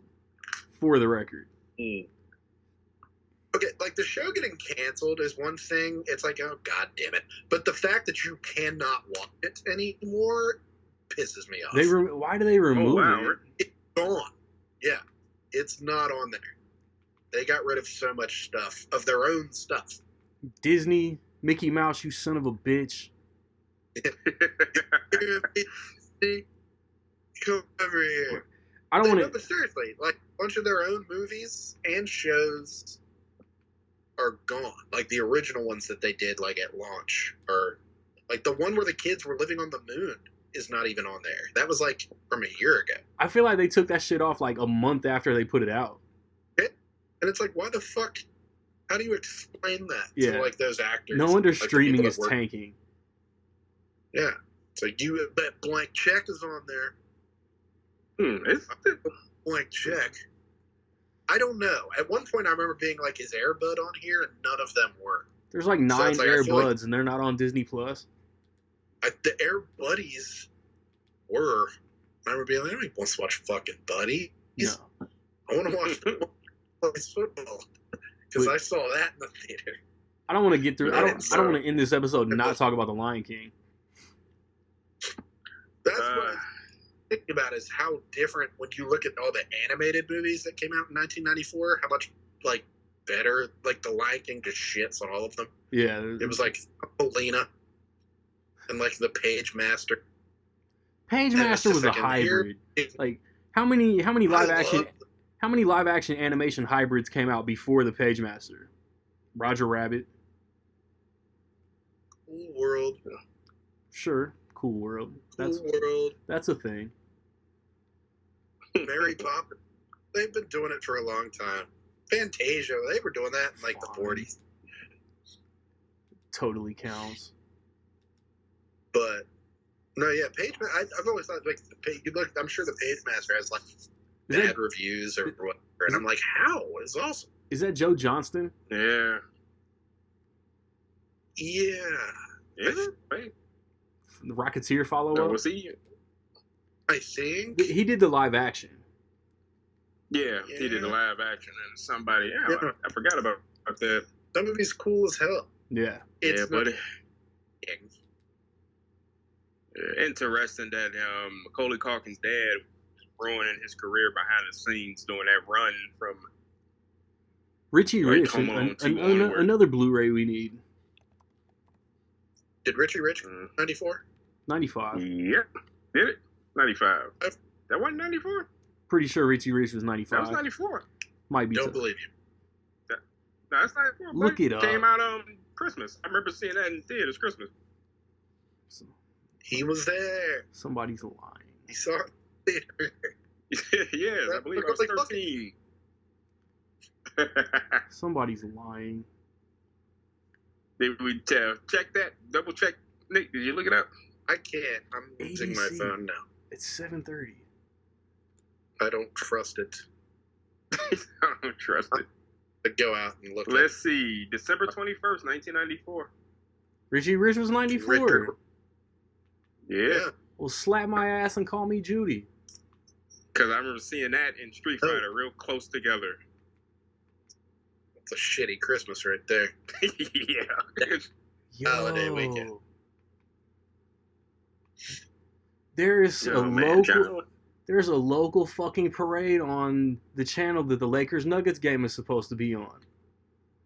A parade? It says Fiesta Flambeau Parade 2024 instead of the NBA playoffs. This is madness.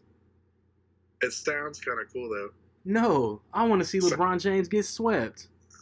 Yeah, well, the game isn't on yet, so. But when it starts, bro, it's called a DVR, old man. It's called a cable guy, old man. Wikipedia. I hope LeBron get dunked on, just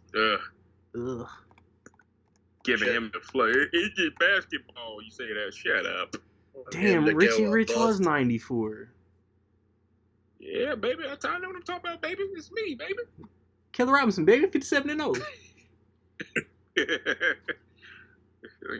About to be 58. Above the rim. Call me. They wanted to say 009.5. Yeah. Man, so did anybody see The Shadow? I've been meaning to bring up The Shadow. I had action figure. Yeah, bro. Yeah, Lamont Cranston. His head would go down, and you put the shadow on top of the shoulders. I had that shit too. That shit was fire. I had that shit. They don't do action figures like that anymore. Oh, and it didn't look like Al Baldwin at all. I used to use that action figure at Bruce Wayne. Speaking of face scans, when I would play with my Batman, I mean, like, it's a dapper guy. Where did it come from? Was it a Happy Meal toy? It was an action figure. It came from us. Yeah. Wow.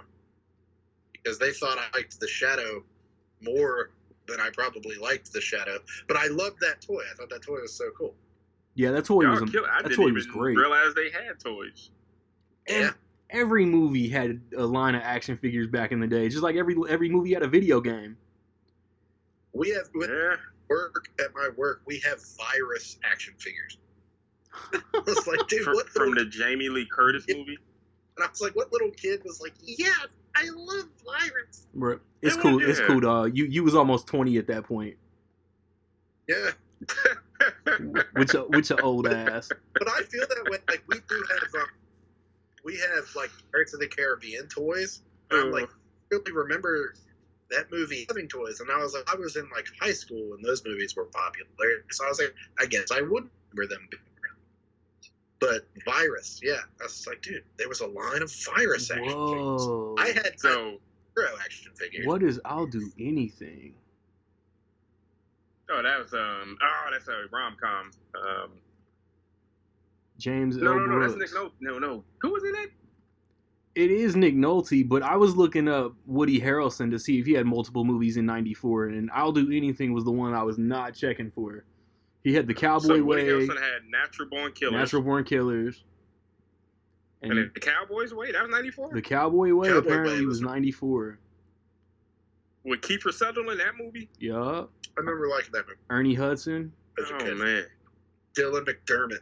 It's the bad guy.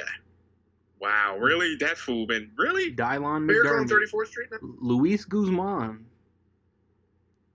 So wait a minute. Allison Did you Janney? just, I think, Nick, you just inadvertently... Yeah. No. I did one. I'm contributing. Wait, what? Dylan, no. Wow. I did the SNL thing. I'll confuse him for Dermot Mulroney. Ah. But no, 34th Street was 94, then yeah, he was in too. Yeah, Miracle on 34th Street was 94. Yeah. He was the dead. Angels in the Outfield, the another deadbeat movie dad. Disney didn't put on physical. Yeah. I mean, it's on. Physical DVD. as in Blu-ray. DVD, but it's definitely out of date, right? I have it on DVD. When out say, of print, I'm sorry. When I say physical, I mean Blu-ray. You mean blue? I have Angels in the End Zone. No. I would like Nobody that too. remembers it. Infield. Yeah, like, they tried to Air Bud Angels in the Outfield, but it just didn't take. They were like, Christopher Lloyd will do it. Fuck it. See? He paycheck. See if we can get Danza. Give Glover the Elephant movie. See if we can get Danza. Oh no! How did they get them in Operation Dumbo Ray Drop? Liotta. That's another one. Like, what was that about? You gotta make movies for the kids, like- man. When a serious actor does a kids movie, it's because they have kids.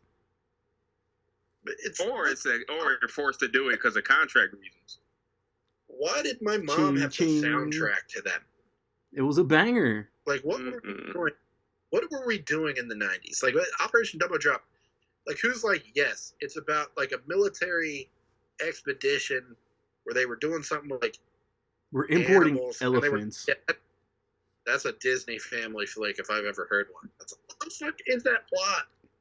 What is And it's based on is that a true story? It's a true story of our bravest heroes embarking on an expedition. And I'm like, As a military veteran, I'm 4. I like it. I'm 4 years old. That's why, like, Ren and Stimpy was like. When But wait a minute, we got a trifecta with Macaulay. That's 3. Was Good Son? Good Son was 93. No, Page Getting Master. Even with Dad. Yo. With Dad was 94. Keeping Up with Dad was 94. Get your bread, Macaulay. Actors. Cause that was like the last year he was really active then. Cause what did he do after '94? His dad was screwing up his career and it just poof, he just disappeared. Bro, yeah, movie is he got 3. He was keeping up with Jim Carrey. Getting Even with Dad, bro. Keeping Up with Jim Carrey. He had 3 movies in '94, and then he ain't got shit until 03. Yeah, and it's all this like under the radar independent shit. He just got. Yeah, that's terrible. They just screwed up his career. That's why he did Getting Even with Dad. And his dad was like, why would you choose a movie called that? Facts. I'm going to your career so hard. I'm speculating, but facts. Yeah, I'm going to. Let me tell you about this one movie. Have y'all seen It Can Happen to You? Shout out to Ted Danson. Nicolas Cage, yeah. Yeah. I like so that who's movie. my man? Wendell Pierce, Bunk from Bunk, y'all watch from The Wire.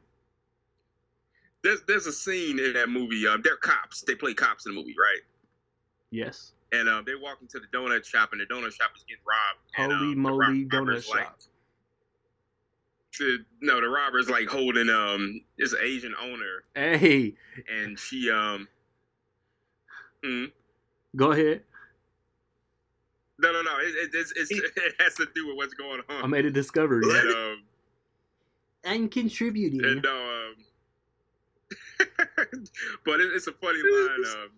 So they give them Nicolas Cage is in there. They give him the coffee for free. And he goes out, and talking to Wendell Pierce. He's like, "Yep, our favorite store is getting robbed right now." I'm like, "How do you know?" He's like, "Oh, she gave us." No. He's like, "Well, she said her husband's not working, and she gave us a coffee for free." You're like, "Man, like that bitch was working. She was dead or something like that." I had to see the clip. But yeah, it's and Bridget Fonda. Is it Bridget Fonda? Yeah.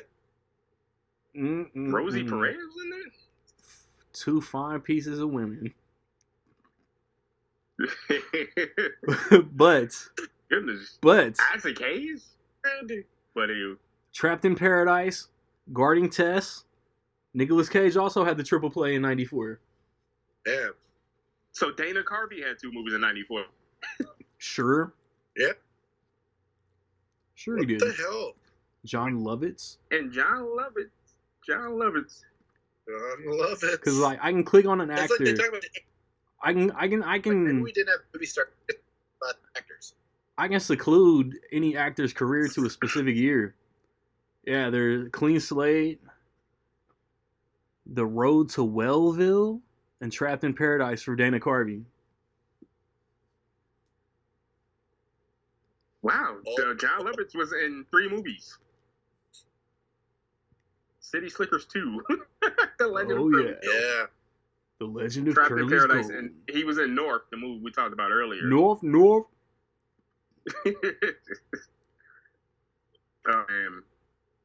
Yeah, 94. John Lovitz was in Matilda?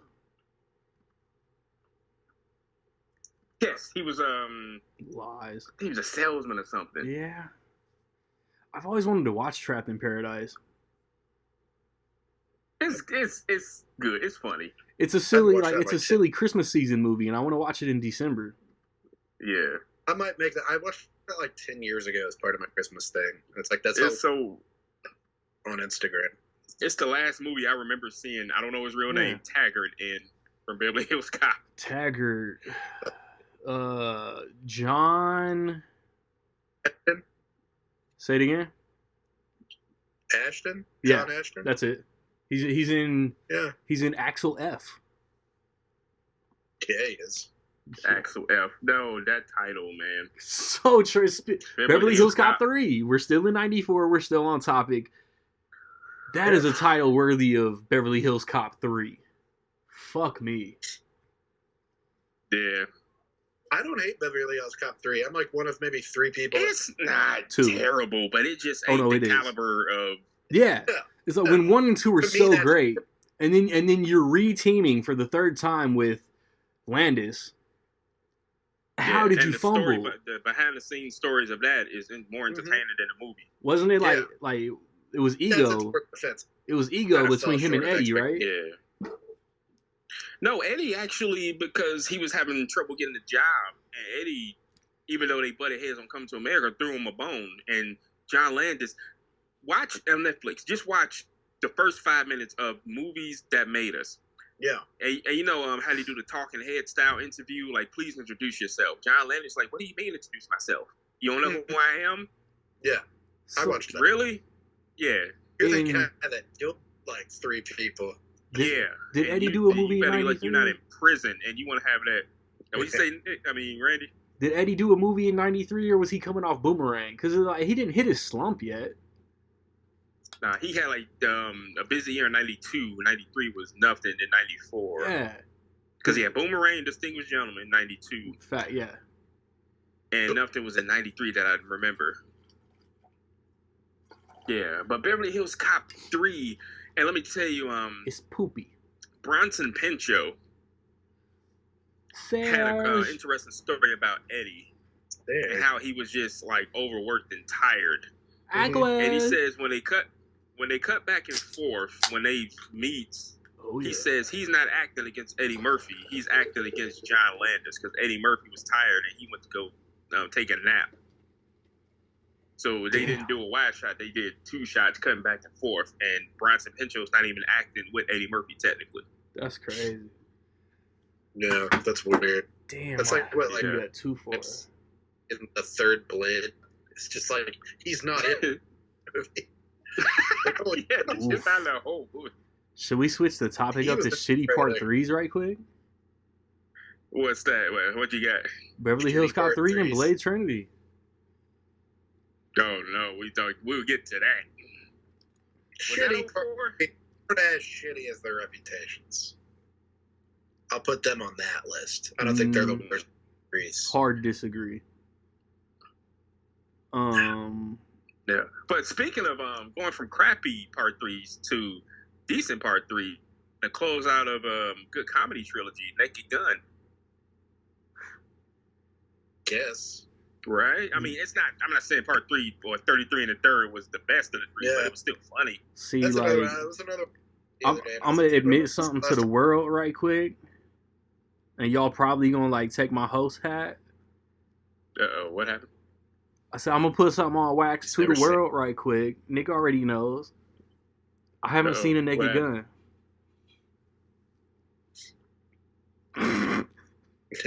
He's still a little brown.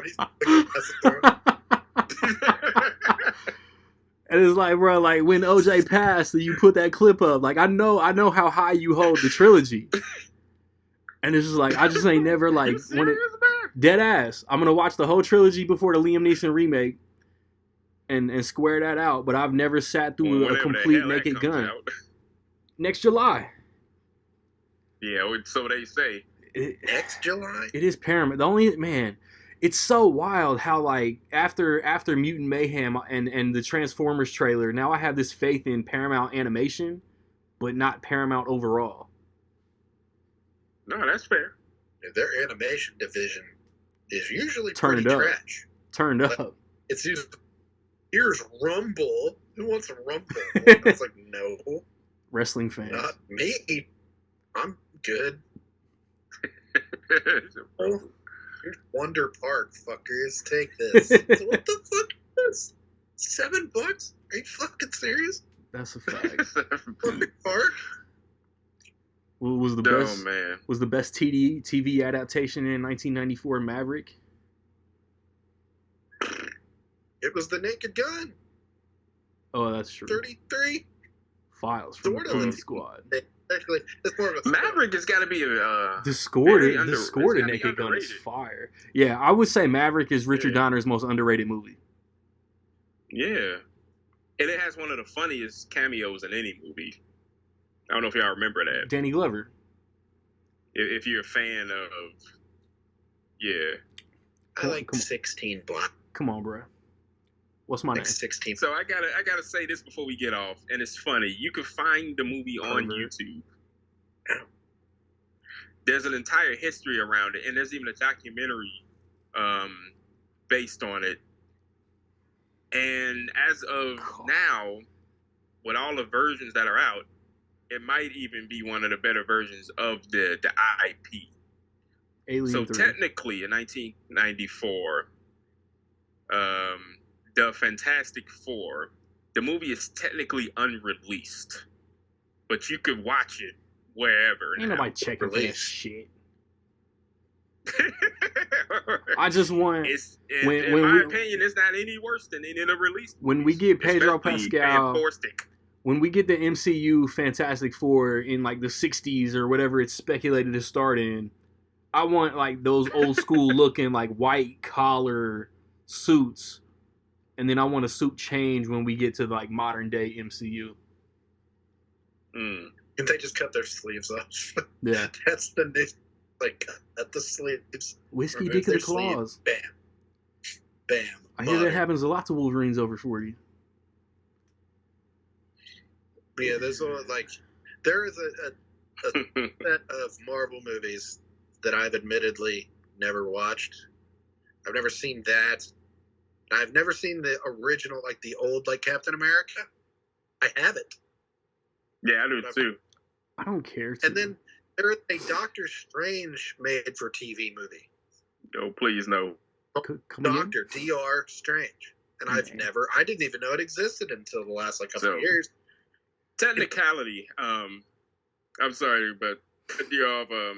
How do we treat limited releases versus wide releases? I count Schindler's List as a 94 movie, not a 93 movie. So Philadelphia happened the same way. Wide in 95? It came out lit. It came out limited 90. It came out limited 93, but wide in 94, early January. Yeah, that's what most Oscar so movies Tom used Hanks to pulled do. the double play. Double play, jackass. If you want to have that technicality, but yeah, Nick is right. Movies used to do that so they could get the Oscar consideration. Oscar movies. They do it a little less now because like I had to go see American Fiction in January and it pissed me the fuck off. Like I was like, yeah, me too. Fuck, couldn't I watch this? Oh, God forbid! December? My theater didn't even fucking get it. You rich kids. Yeah, and I saw that, but like late January, and I was like, you know what? I wish I was dead. We're definitely getting American Fiction and Boys in the Boat on Blu-ray in June. Thank God! Wow. With the boat. Did Stallone only do The Specialist in '94? Yeah, I feel like he got something else. The way he was doing movies. I said if he knew it was good for him, that's all he did in '94. Right. Because it was like in between Cliffhanger, great '93, Demolition Man, Cliffhanger, but then Assassins was '95. So yeah, I think all he did was Specialist. Yeah. Has anybody seen that movie? Gilbert Grape and Ed Wood, Johnny Depp went twice in '94. I've seen The Specialist. Was The Specialist Richard Donner? No. Sharon Stone, James No, Woods. that's Assassins. Yeah. Sorry. Hispanic dude directed The Specialist. Guillermo. No. Guillermo del Toro. No. Now I gotta look up Luis Leosa. That guy. Wow. He did. To me is a bad movie. It's been a long time since I've seen it, I think. Which one? As I said, pretty good run. Demolition Man, Cliffhanger, Assassins. I mean, that's a pretty decent Stallone run. Oh, yeah. Till he did fuck it up, I'm sure. He claims he fucked it up with Copland, but he didn't. Copland is great. Copland is phenomenal. Stallone in Copland is phenomenal. Movies. Yeah. What was it like they said? Like he used to try to take movies before Arnold could get them. And what was the one? Stop or my mom will shoot. Arnold tricked him into taking. Yeah. He was like, well, I better take it. But it's like Arnold did Junior and like fucking Junior. It's like Stallone did a lot of things. He didn't do Junior. That. But which one is worse? Probably Stop or My Mom Will Shoot. Definitely. Yeah. Probably that. Respect Estelle Getty. Yeah. So in that How many era, movies did the king of the multiple movies in a year do? 94. Samuel L. Jackson. Well, there was Pulp Fiction, the GOAT of '94. Mm-hmm. I'm sure Loaded Weapon 1. Loaded Weapon 1 was 93, wasn't it? I'm just talking shit. 94. Damn. Let's see, I got it. God dog. Fresh, Against the Wall, The New Age, the original Hail Caesar. Yeah. And whatever the fuck Assault on West Point is. On West Point, the court martial Johnson Whitaker and the search for One-Eyed Jimmy. That's not okay. Let's not get X-rated, Eric. That name. Like Terminator, I didn't build the freaking thing. So he did Pulp Fiction and caught a bunch of paychecks. Yeah, but he was very much a that guy actor. Yeah. What is the new age with Peter Weller and Judy Davis? It's like, oh, that guy, character actor, that guy. What is this movie? Peter Weller, Judy Davis, directed by Michael Tolkien, Adam West, Corbin Bernstein. Is it Rachel? He did a movie with Batman. Wow. Look how far he is on the cast list. Whoa! That Hail Caesar movie. He's directed by Anthony Michael Hall. He's starring Anthony Michael Hall too. In '94, he had to be how old? In the New Age, Robert Downey he's Jr.'s listed, in it, of course. What is this movie? Oh, because they was homies. Is this a sports movie? A would-be rock star who makes it back with his girlfriend father to continue. What the? Based on a Mark Twain story. It looks like it was an Anthony Michael Hall ego trip. Yeah, Judd Nelson. It's like bullshit. You just put that on the poster. Mark Twain. So in the same year, Samuel L. Jackson did separate movies with Batman and the Riddler. Worship. And I was like, what the fuck movie is that? Was it funny? Interesting. So in my book, all Samuel L. Jackson did in 1994 was Pulp Fiction. I didn't heard of any of these other movies with. He was like that guy. Like, except Fresh. Fresh was a great movie. And then he did Pulp Fiction, and he became Samuel L. Jackson. Right, Sam Jackson. I'm Samuel Jackson. Bitch. A shark ate me. I want y'all to tell me this. Have y'all ever seen Ed Wood? Yes. I will later this year. All right, so Nick, tell me, did they make the right choice for Best Supporting Actor giving Martin Landau over Sam Jackson? Probably not. Martin Landau in that movie, he's really good. He was great in the movie. Yeah, it's great. Definitely. It's like one of those things where it's like it's not so much that they made the wrong choice. It's just like you look at what they're nominated against. Right. I think they made the wrong choice. They nominated the wrong actor from the movie because Johnny Depp should have got supporting. Because lead. Oh yeah. See, that's what I was thinking. Like who could you have done? It's like the DiCaprio. It's like anytime he was like really stood a chance at winning, it was like, oh, the Aviator. He was so good. How do you not win for the Aviator? It's like because you're up against Ray Charles. You're up against Ray. That's it. It's done. Yeah, it's like, and the movie another movie he should have won against. Go ahead, Nick. But it's like, would Johnny Depp have even stood a chance against Forrest Gump? No, nobody stood a chance against Forrest Gump. It's like what I was thinking. It's like back to back though. Like Tom Hanks really bullied Hollywood for 2 straight years. Yeah, I mean, yeah. America's Dad, Tom Hanks, just deboed all of y'all as a thespian. Another one I had the same birthday as Tom Hanks. Really? Tim Honks. That's a family. Tim Honks. It's Tim Honks. Tim Honks. Yeah, I share a birthday with a former porn star who was unknowingly underage in Tracy Lords. I got Courtney Love. Yeah, that's coming up too. I feel like there's more. I win. No shade. I got Rihanna. It doesn't matter who else y'all got birthdays with. I win. I'm sorry. I got Breckenmeyer. Hell yeah. Rick and Morty. Eric has a birthday. Shares a birthday with Bash. Yeah. Amy Heckerling. Yeah, good director. Amy Heckerling's funny because I always heard she was like had a lot of contention with or like a lot of tension with Mike Myers, Wayne's World, and she was like, "Oh, such a handful." And it's like, okay, yes. Wasn't that Penelope Spears? But then Amy Heckerling. That was Penelope Spears. Yeah, Amy Heckerling. Amy Heckerling's Clueless. Clueless in one of the vacation movies. No? Yeah, all the same. He said all the same. Penelope Spears. That's why I was like, Amy Heckerling. I was even thinking, I was like, that's because she did Black Sheep and bumped heads with David Spade. That's it. So like, Amy Heckerling? Spears. No. Penelope Spears. Yeah. That's what I was thinking of, and I was like, but then you did that, and then didn't she also do Senseless?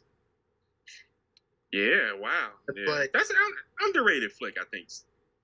And by the way, for the new people, welcome to the show. This is what we do. Yeah, tangents and off topic. At least this one's at the end. Going off topic. At least this one's at the end. 134 episodes. Let me see. Heckerling made European Vacation. Look Who's Talking. She made Look Who's Talking 1 and 2. See, Clueless. Now had a different tone and vibe. Look Who's Talking Now had a different tone and vibe. So obviously it was a different director. Yeah. But yeah, she didn't. Let me see. European Vacation. Let me A Beautiful Mind this math right quick. Episode 134 Rec League Podcast. Y'all jumped in probably episode 15-ish, 20-ish. So that's about 115 episodes. How many of those episodes do you think we've stayed on topic the entire episode? Count on one hand. So this is back on topic. Back to the topic at I'll share something personal about myself. It looked Who's talking now? Who was talking now? Was it the dog? It was the dogs. The fucking dogs. It was Danny DeVito and Diane Keaton voiced the dogs. The mother freaking dogs. It was like, Jesus Christ. The dogs. Because then Bruce Willis and Roseanne grew up, so they could actually, the babies could actually talk. So there weren't babies in Look Who's Talking Now. No, they were older, but they were kids. They were toddlers. They weren't infants. They were. And the dog. They were somewhere between preschool and driving. Yeah, but they understood the dog. They were just like, but somehow this movie got greenlit and they made the movie because they did it. Oh, yeah, sure. Dogs didn't talk in the first two, but they talked in 3. Yeah, which was just and people that John perfection Travolta is perfected. I'm gonna make Quentin it Tarantino with. John Travolta, that was like a comeback movie for John Travolta. Oof. He after Pulp Fiction that it's like you don't really think of it like, well, yeah, he took a break, but it was like no, like prior to Pulp Fiction, it was just like talking babies. Saturday Night, 10 years ago. Yeah, we mentioned Eddie Murphy with a Beverly Hills Cop 3. So he had a little bit of a slump box office wise, and so I think he got back on track with Nutty Professor. Yes. And I got to share this. He was like on a red carpet or an interview show or something, and somebody brought it up. They were like, "Hey, Eddie, like, how do you feel with your big comeback with Nutty Professor?" And he's like, come back from what? He said, "I've been working since I was 14 years old." He said, Nothing but air there. Nothing but air there. I'm like, man, he had to do that interview like that. Nah, he right though, bro. Like somebody always got to try to have the balls to slight somebody. Like, bro, like fuck you. I put out one movie a year. Morgan Freeman did that too. I'm coming off a movie with Wes Craven. Fuck you. Deep Impact. Remember that movie? Yes. Armageddon's little sister. And right, he was in an interview, and somebody asked him like, "What does it feel like to play the first black president?" And he said, "I don't play black anything." He said it was great to play the president. Yeah. That's dope. That's a great answer. That'd have been like if I was like Robert Duvall, I'd be like, "Why didn't you ask me that question?" Like, well, Robert, you're not. No. This is so. Wouldn't ask me. I don't know. I imagine time has our top 5 changed since the beginning. Rapid fire question. No. I mean, not really. It's like you talk about the movies, and it's like there are the immediate ones. That's something about that year. It's like there are the immediate ones that just stand out. So, like, first got, have y'all seen? I'm looking off a list. Like, I have my top 5 ranked. Yeah. Have y'all seen Quiz Show? No, but I want to. Yeah. I know that's a good movie. It doesn't register as being in my top 5 of '94. That I don't remember when I watched it though. So change. That's it. It's one of the rare movies Martin Scorsese plays a legitimate character in not one of his own movies. Quiz Show and Shark Tale. Yeah. He plays the quiz, and he plays a character named Martin, which is funny, but it's actually a real person. This is cinema. Fucking right. Oh man. Great Shark Tale. Shark Tale doesn't hold up. 94. This is a hell of a year. We could split if we wanted to categorize every movie like comedy, action. This could go across 2 episodes. 94 is one of the best years in cinema. Speaking of, it really is. Like because you got like one of the all-time action movies. Like we talk about Speed. Lies. It's like easily could be in that conversation. It's like one of the all-time. Some of the best comedies. Yeah. Dumb and Dumber. Yeah, I'm a Dumber for sure. It's got there. My all-time favorite, Fairly. Animated. My second all-time favorite, Tarantino. My all-time favorite, Cameron. Yeah. It's funny you say that because it's my least favorite Cameron. You shut your mouth. Other than like Piranha 2, which he didn't direct. Yeah, like I'm True Lies. Like True Lies is an easy 4 out of 5 to me. Like it's a great movie, even though it's a 5. But I'm just like, to me, it's not as good as Terminator or 2. It is. Yeah. It is. Or it's on a comparison scale. You talking about? Yeah. Because it's like it's about so I can maybe flip. It's like the sci-fi horror, the sci-fi action, and then the straightforward action. Yeah, but it's like not as good as Aliens. But it's better than everything Cameron ever did. This really is a fucking parade. Like they're just like the term will air like the best movie ever. Will air on KSET. What the fuck? You still looking for that game? Yeah, like they just put a banner on that said it'll be on another channel. You just gotta see the Lakers lose. I just want to have basketball on. Oh man. But no, that's an interesting conversation coming up with Cameron.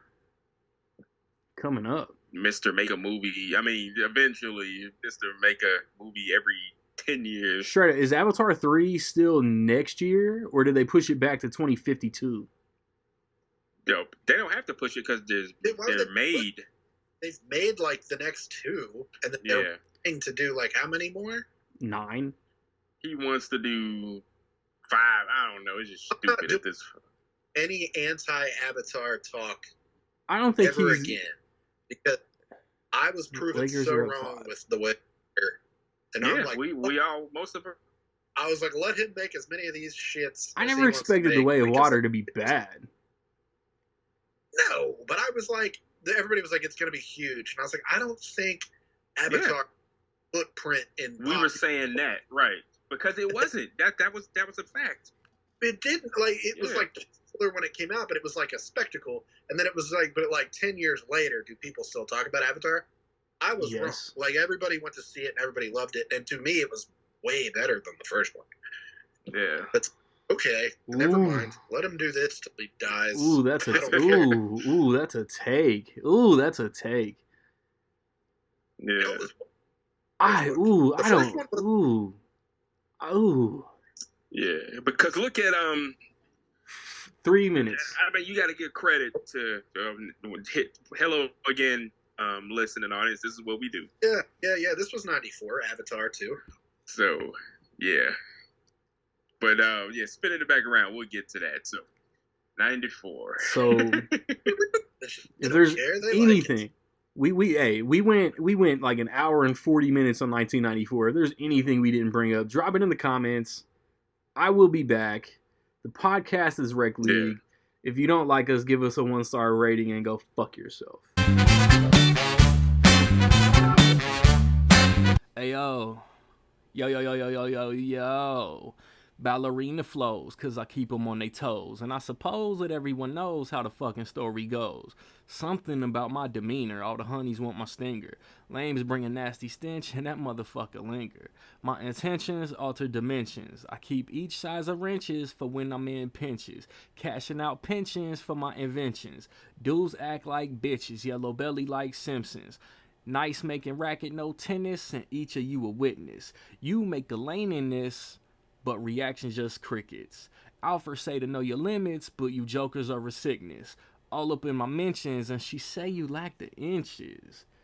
And chill until the next episode.